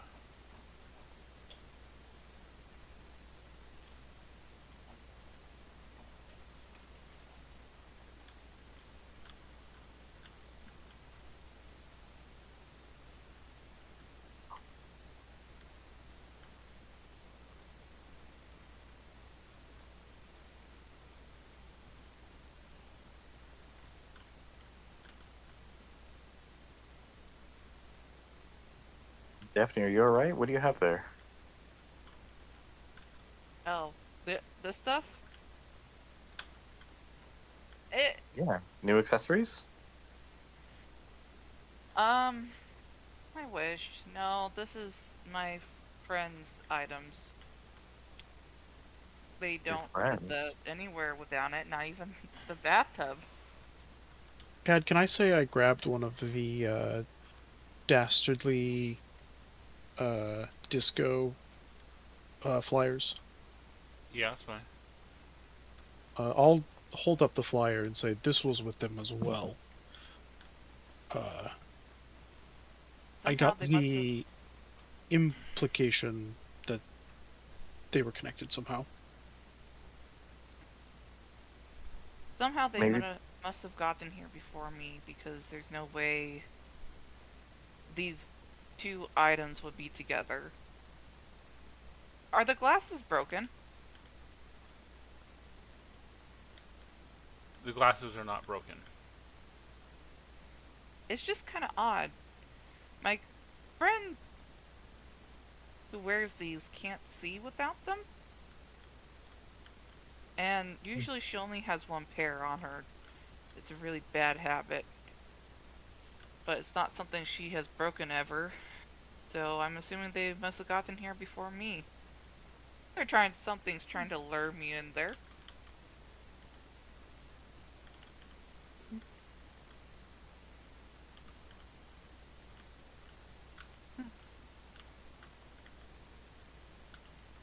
Are you guys up for checking out the disco? Sure. It seems like it would be of importance to you, so it is important to Yeah. me. Well, it looks like I don't see any evidence of my other companion, Norbert, but if he was here, he would have been in the food court. So, let's go check. Norbert. Yeah, we call him Shaggy, though. Because of his shaggy hair. That's probably a far better name than Norbert. Yeah, but I like to call him that just Norbert. to mess with him sometimes. You know, he was a lord, ran away from home, became a druid. Huh. Doesn't eat meat. Well, So currently, As Bob. you do have the bird cage that you take back also uh, the to lock. So the question is, are you going to Dastardly Disco right away, or are you going to lock first? The I Dastardly think Disco is closer than locks by a decent amount because the the Dastardly Disco is in the Disminia. Otherwise, you have to go into the Jamboree.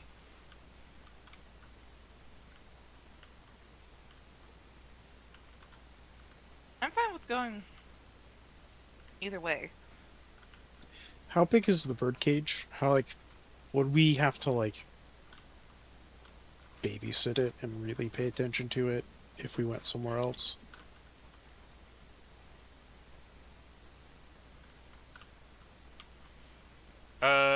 I mean, Because if it's big and bulky, then I think we probably want to drop it off first. it's could fit in the bag of holding. It's not that bulky, where it wouldn't fit through the hole. But it's definitely not like super compact and small. If it fits in the bag of holding, I think I'm fine with whatever we want to do.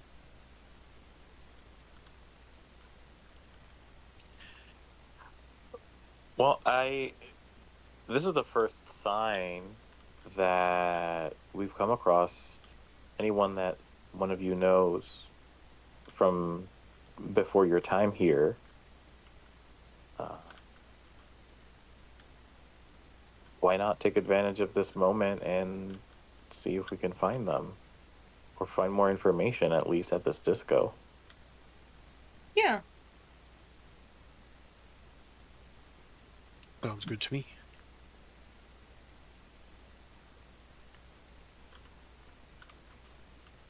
Hmm.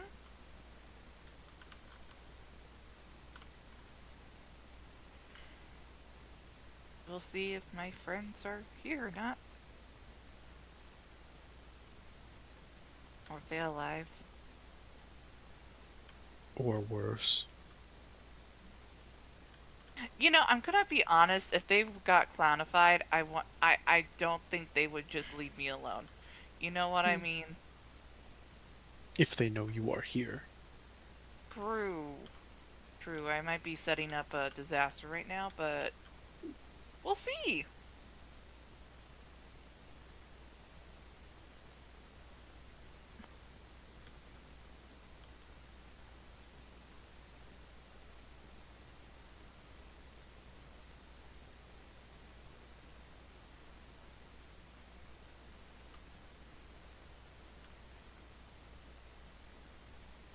Are you ready? Let Think us so. keep moving.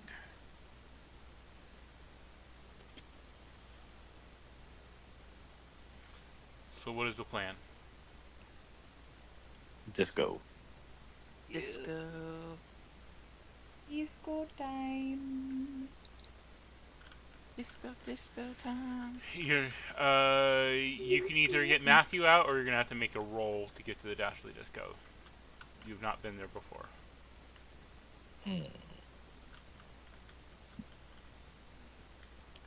Any clues on the flyer?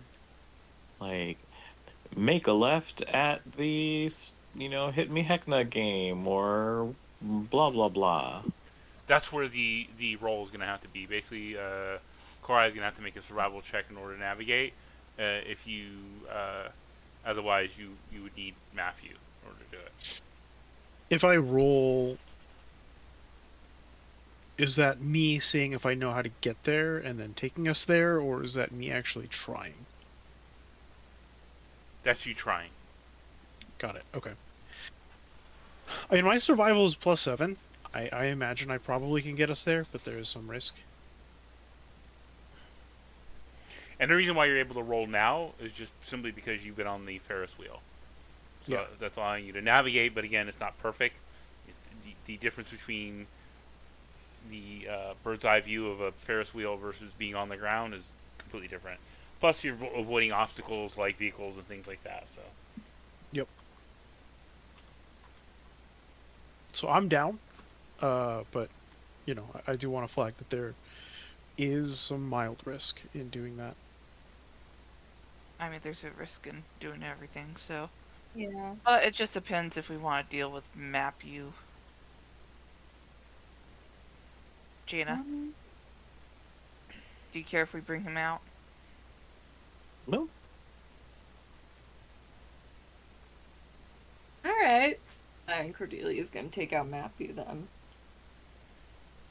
oh hey, what are we doing around here?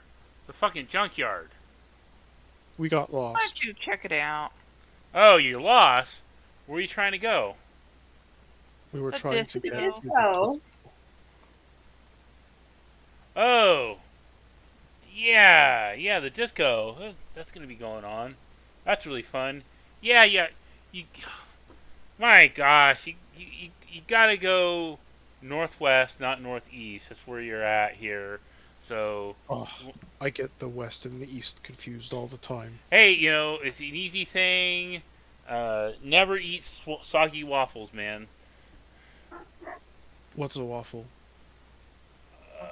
You haven't. Oh, man, yeah.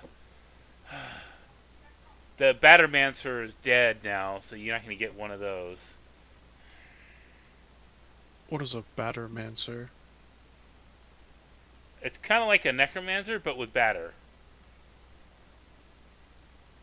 I I see. think it's like a baker.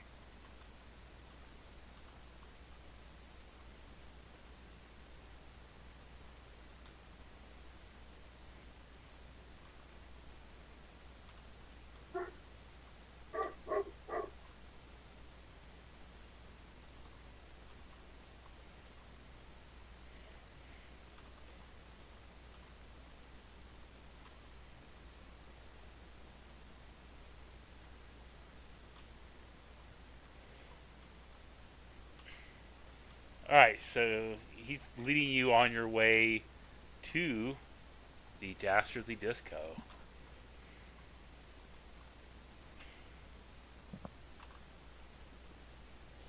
I forgot to put music on. You guys should have told me.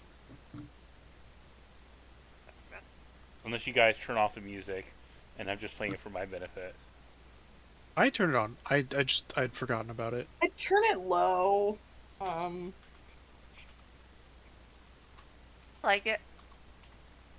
Yeah, I'm not gonna lie. It's After fun. that, It adds that to it. It's just I tend to turn it down, and then sometimes I can't hear it, and I just don't realize that it's playing. yeah, after that night when I had the Revelio music, Mr. Softy, and the other ice cream truck all blaring in my ears at the same time, I was like, nope, no more. So now I just have it really low. Okay. Yeah, alright. So.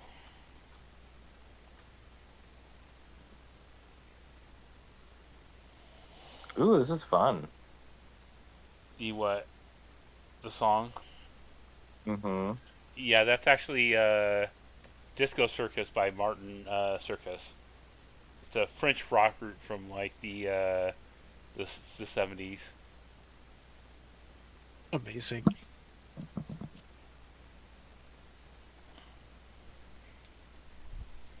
Yeah, Dash Disco is it's a dance hall.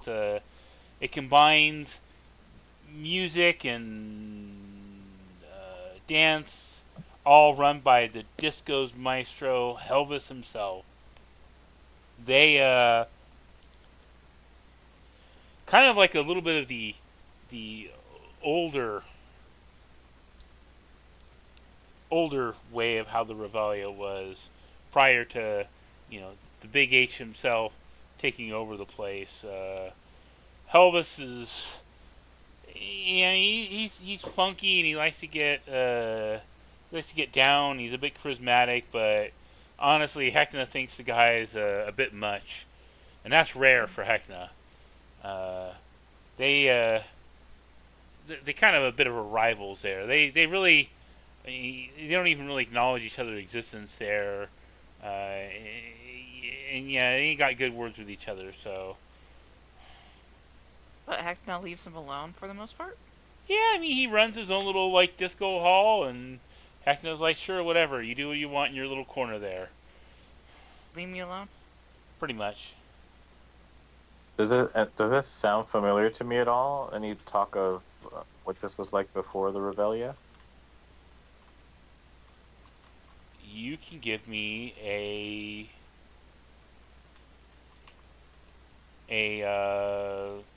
give me a history check at disadvantage.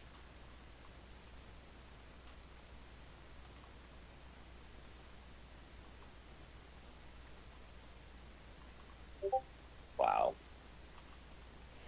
that's my third nat one in a row, I think. Well, I mean the odds were in your disfavor here with disadvantage, so but still that is a pretty epic roll. Uh, you trying to think at all about the disco, and you just have no idea. This is just like someone just is speaking like a different language with you. You're not even sure what a disco is. Okay. Dance hall makes sense, but disco, you're like, what disco? Yeah, you know. You're like, what the fuck is that? Isn't that supposed to be dead? Stop trying to make disco happen. It's not gonna happen. Disco is dead. No, disco is life. It's 1979, and disco is never gonna die.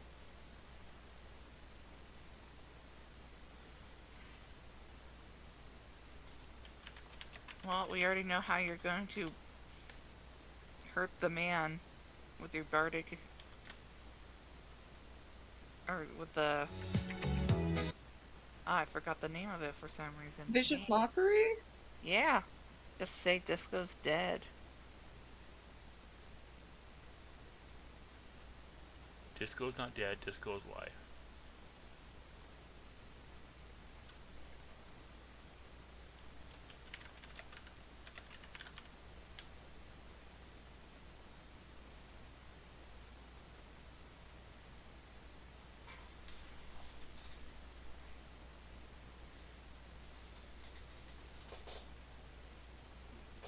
So, the group boogies on their way over to the disco, getting a little bit of an exposition from Matthew there. Let's see.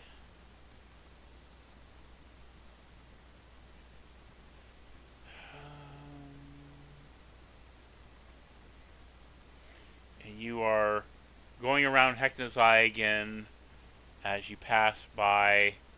You pass by the fun house, which you see the fun house is a bit hazy, out of focus, much similar like it is medium as you saw. You continue on past the that there, make your way up, and you are passing by the place that you first entered in the in the Dismidium. I can't remember the name of the place now. I'm like drawing a blank.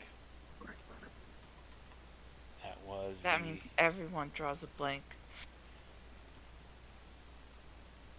oh god, what was the name of it? The Flop House.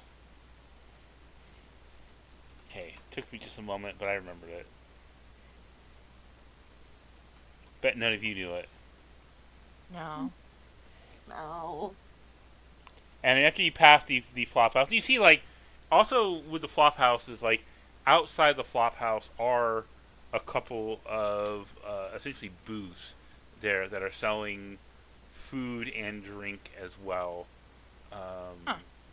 So it's not just inside of the flop house. You see that there is like basically like an external business there outside of the flop house that one can go to and get these things here. So you do know, as you remember passing by there before, that it was selling basically snacks from the food court at an inflated price, as well as drinks from Felix's Elixir as well, that are a slightly inflated price as well. But we're not banned, No. we think. Well, again, this is outside of the flop house. You see,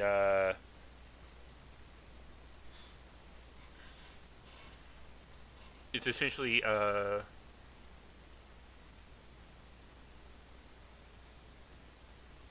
called the juice box.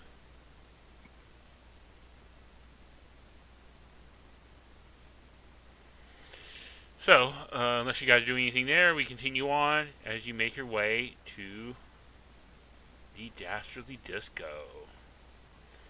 And as you are all pulling up, you you see bright lights flash behind grimy windows. A low thumping beat emanates from just the very core of the building, just like inside of the bones, interspersed with like laughters and cheers. The construction of the house itself is a little bit confusing, shifting its shape with every new glance, growing odd corners, twisting without ever changing size.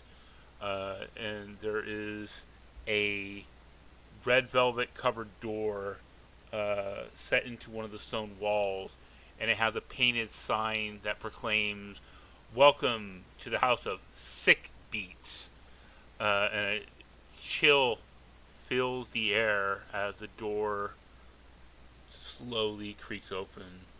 All the commotion stops as a screen rings out from the building before the sounds of the party inside begins again. What So, was that? And hopefully, we and I have mean, fun. and looking at it, I mean, like you can even see it on the map.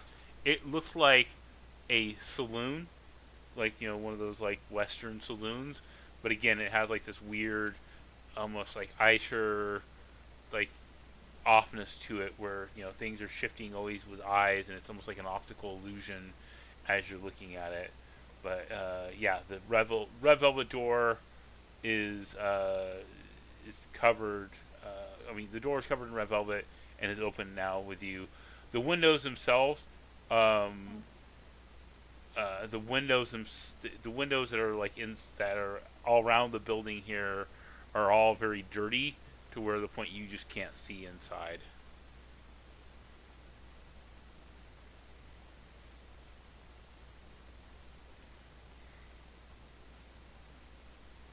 Should we go in? Where's the I walk- direction of the screaming? I mean, sure. Hopefully, it's just a fun scream. Maybe. Does it sound like any of your friends screaming? Daphne pauses at that question and thinks, I don't think so.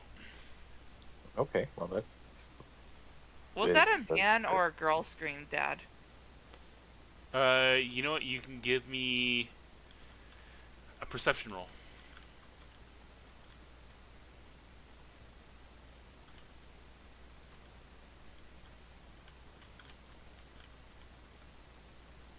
Nine. It was a scream. It was a scream. It honestly, it could have been probably any of them that has screamed. Even sometimes Frederick will scream like a bitch. Yep.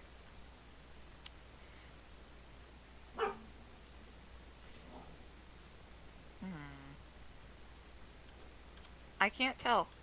They're all wusses.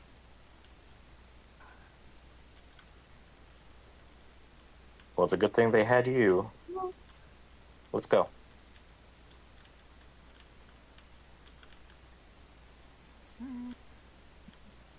So we're tapping right in there. Yay.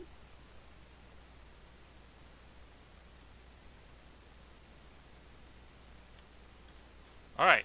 So you walk yourself into this video. Crap. Um, it's a mimic. You guys are all dead. Uh, funny enough, this is not the first mimic building that Sean has encountered. It's true. John went, I've just accepted it at this point. Behind the, I think I ran that encounter for you too, didn't I, JJ? You guys fought the mimic house. It sounds familiar. As you were describing it, I was like, wait, I think we fought that. Mm-hmm. I ran the same encounter for Sean too. It's a fun adventure. It's a fun adventure. So behind the red door is like a long, shabby entry corridor. Sad, slightly off-key acoustic music is playing softly, emanating from some unknown source that's being piped into this room. The floor is covered with a. Is that blood, or is it just something else that's staining the red carpet? It's hard to tell. It stretches into the darkness ahead. The walls are covered in gilded frames hung at crooked angles. And each frame seems to hold portraits of groups of people. And these people are all like eclectic groups of people, like this group has like a dwarf, a tiefling, an elf, and a is that a tabaxi? Not sure. Another one has like an orc, a human, a gnome, and just more and more of these groups. Just like you're getting the idea that these are kind of like adventuring parties, just like groups of people that came together that are very different with a common cause. All appear to be in various states of distress. Uh, Above the portraits, a large banner reads "The Wonder Wall" in like gaudy font. On either side uh, of the ornate double doors at the end of the corridor is an even more gaudy display under another banner reading "We Are the Champions," and this selection displays fewer portraits, all of exhausted adventurers apparently leaving the disco. Do I see any of my companions there? You can give me a perception roll at advantage.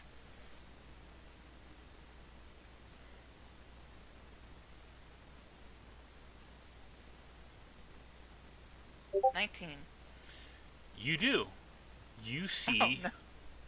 your group on the Wonder Wall is your friends. You see again Frederick. You see Norbert. You see Veltra. Uh, yeah. The only thing that's missing is you. You're not in it, but it seems to be those three as well as their little companion, who Scraggy, and also Norbert has his animal companion, his faithful dog. But yeah, you're missing out of the group. And are they on the victory wall or the victim side? They on the Wonder Wall. That seems to be the wall that is not victory. That seemed to be the wall of shame or something. Shame?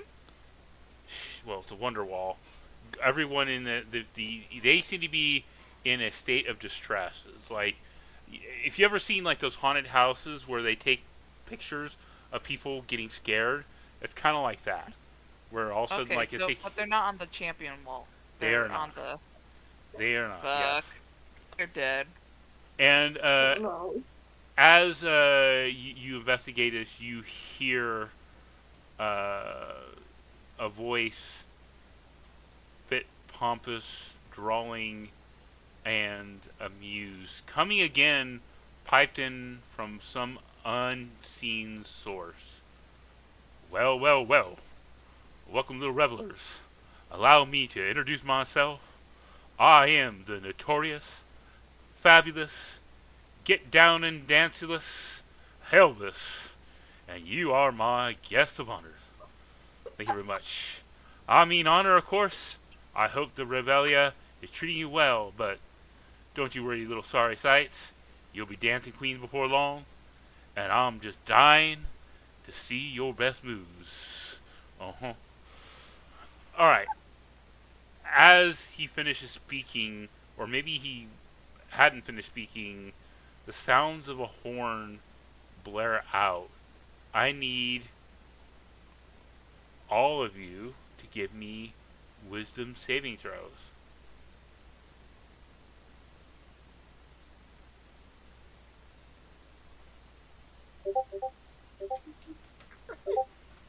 Hey, this is 17.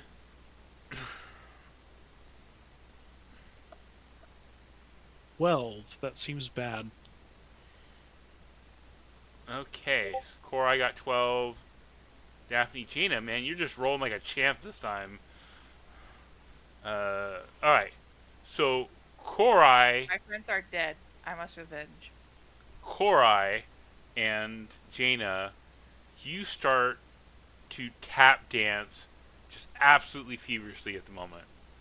Like, imagine, like, Otiok's irresistible dance has just hit you, and now you're just, like, tap dancing out. Okay. And you I had two, no idea this was inside me. you two witness these two just tap dancing. Jaina is much better of a tap dancer than Korai is, um, and but it's still kind of odd to see these two. They just cannot seem to stop. Um, after Daphne kind of figures some weird bard shit's going on. And It's always Daphne, that. with the next beat, starts doing the disco. And then she's looking around and she goes, for a good host always dances with a group. They don't just watch. Guess we have a bad host, huh, guys? well, keep in touch, will ya?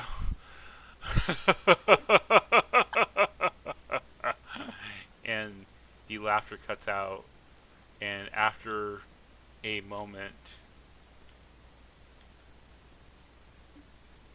both Korai and Jaina, you eventually stop your tap dancing, and you guys were, I mean, this was like maniac flash dance, tap dancing, going crazy dance. It wasn't like a little bit of a slow dance. This was like you guys were compelled to just dance, dance, dance. Um, and you both gain a level of exhaustion. No. Okay. If you remember in 2024, exhaustion has changed. So exhaustion now. Uh, each exhaustion level reduces any d20 test rolls by 2. Your speed is also reduced by the number of levels of exhaustion times 5. So you guys have -5 movement, and you will maintain the exhaustion until you have a long rest. And when your exhaustion reaches 0, you will die. Reaches 0? When you get 6 levels of exhaustion, you will die. Sorry. Ah, okay, okay. When your exhaustion level reaches 0, the condition ends. But yeah, you are both exhausted at the moment. So they've changed exhaustion. They made it very simple now. I loved the whole. Each effect was an entirely different, bespoke effect. That was very easy to understand and explain to people.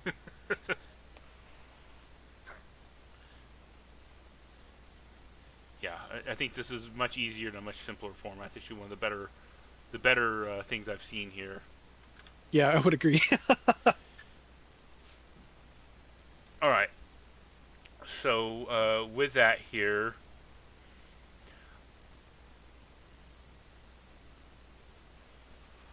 Next time on Heckna, Daphne beating Elvis's ass.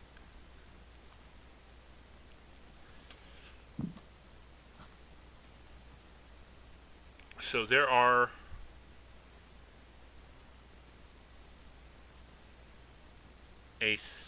ornate double doors that are painted white and gold, and a light is shining out from under the edges. And you hear gentle but discordant string music, and the sounds of like swishing fabrics can be heard from the other side.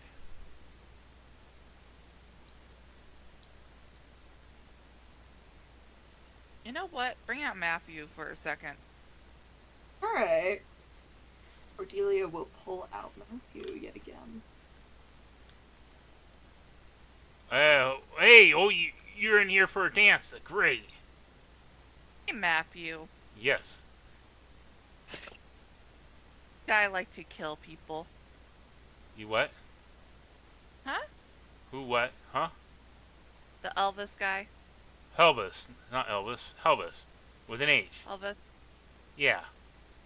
You remember the arrogant little ASMR that was with you? Yeah. Yeah. Helvis had like sponsored his daughter, and it was rival to her, and that's him. Oh. I I had no idea about that. Is he lethal? No. Yeah, pretty much. I mean, it's how Revelia goes. Okay. I mean, but Daphne you're gonna have grabs fun. Matthew. What's more important, you dying or She you walks having? over to her friend's portrait, shoves Matthew towards it. Do you know these people? Well, no. But I was gonna say that before you rudely interrupt me, that it doesn't matter whether you're gonna live or die. You're gonna have fun, right? Mm-hmm. Do you know these people? Who? Daphne is shoving his face towards the phone. Whoa, no! What are you doing? I'm a little angry right now. See, those are my friends. Hey, you know what? I bet they were Hey, safe. hey, ease off here. I ain't the one that done anything of this like this, so you treat me with And respect. you I forgot treat to you. tell us that this guy is deadly. I didn't. No, I said he was fun. Why are you giving me lip? Why are you giving me lip? Look, I'm sensing a We lot of are. hostility here, and you need to calm yourself. I will in a moment. You're but being I'm a crazy. little annoyed right now. Next time, tell us if the person's gonna try to kill us, okay? What? No, you're gonna have fun. That's what the most important thing is. Okay. Okay. Thank you, Matthew. I'm sorry for my rudeness. Give Here, me, Cordelia. give me a persuasion roll. Persuasion roll. Yes. It's 5. He's mad at me. He says, Little "Screw you all, I'm out of here." And he just flies out of Cordelia's hand, and he just exit out the door underneath it. Matthew is gone. Daphne Is there kind of pauses a and looks over her shoulder and goes, "That was my bad. I'm sorry, guys. But did we want him?" I I don't was think not. for- Kind of helpful when it came to giving us directions. Yeah. I basically know my way around. Okay, that's good. Also, just a friendly reminder, I believe Cordelia and Daphne are still inspired until an hour passes from when I gave it to you. So whenever you fail the D20 test, you could potentially add a D8 to it. I don't know that the D8 would have helped much in this case, but it's just a reminder overall. Hey guys, do you want to continue in or do you want to go rest? Should we not find out what happened to your friends? Yeah, I think we should continue in. There's another problem also. The exit does not seem to be there anymore. Then how did Oh, he shit. crack the door, Dad? I said he went under the door crack. Out. He's a piece of paper. And the door is not there anymore. You know. Oh, shootings. Okay, Welcome. let's go, Welcome to the Revelia. fucker. And we are going to end the session here as you guys are now in Helvis's lair. Aw, yeah. Everything. Our map is gone. I'm sorry about that. But then again, we've had him for a while. And I But think it's your actions and like your demeanor or Daphne's demeanor was justified given what's going on right now. Yeah, I was role playing. Also, I didn't think we really want Matthew anymore, especially since we're getting more into the other fun stuff, you know? The Heckna's stick and all that. Yeah. Yeah, he doesn't seem like A good idea. the best person to hang out with. No.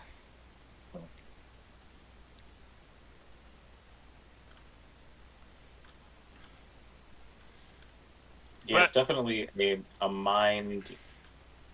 I don't know, like a mind fuck for Jaina because she's like mentally in this like emo place, but then is thrust into this disco environment and compelled to dance to the point of exhaustion while still also very sad.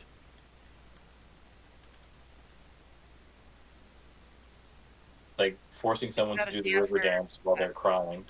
Yes.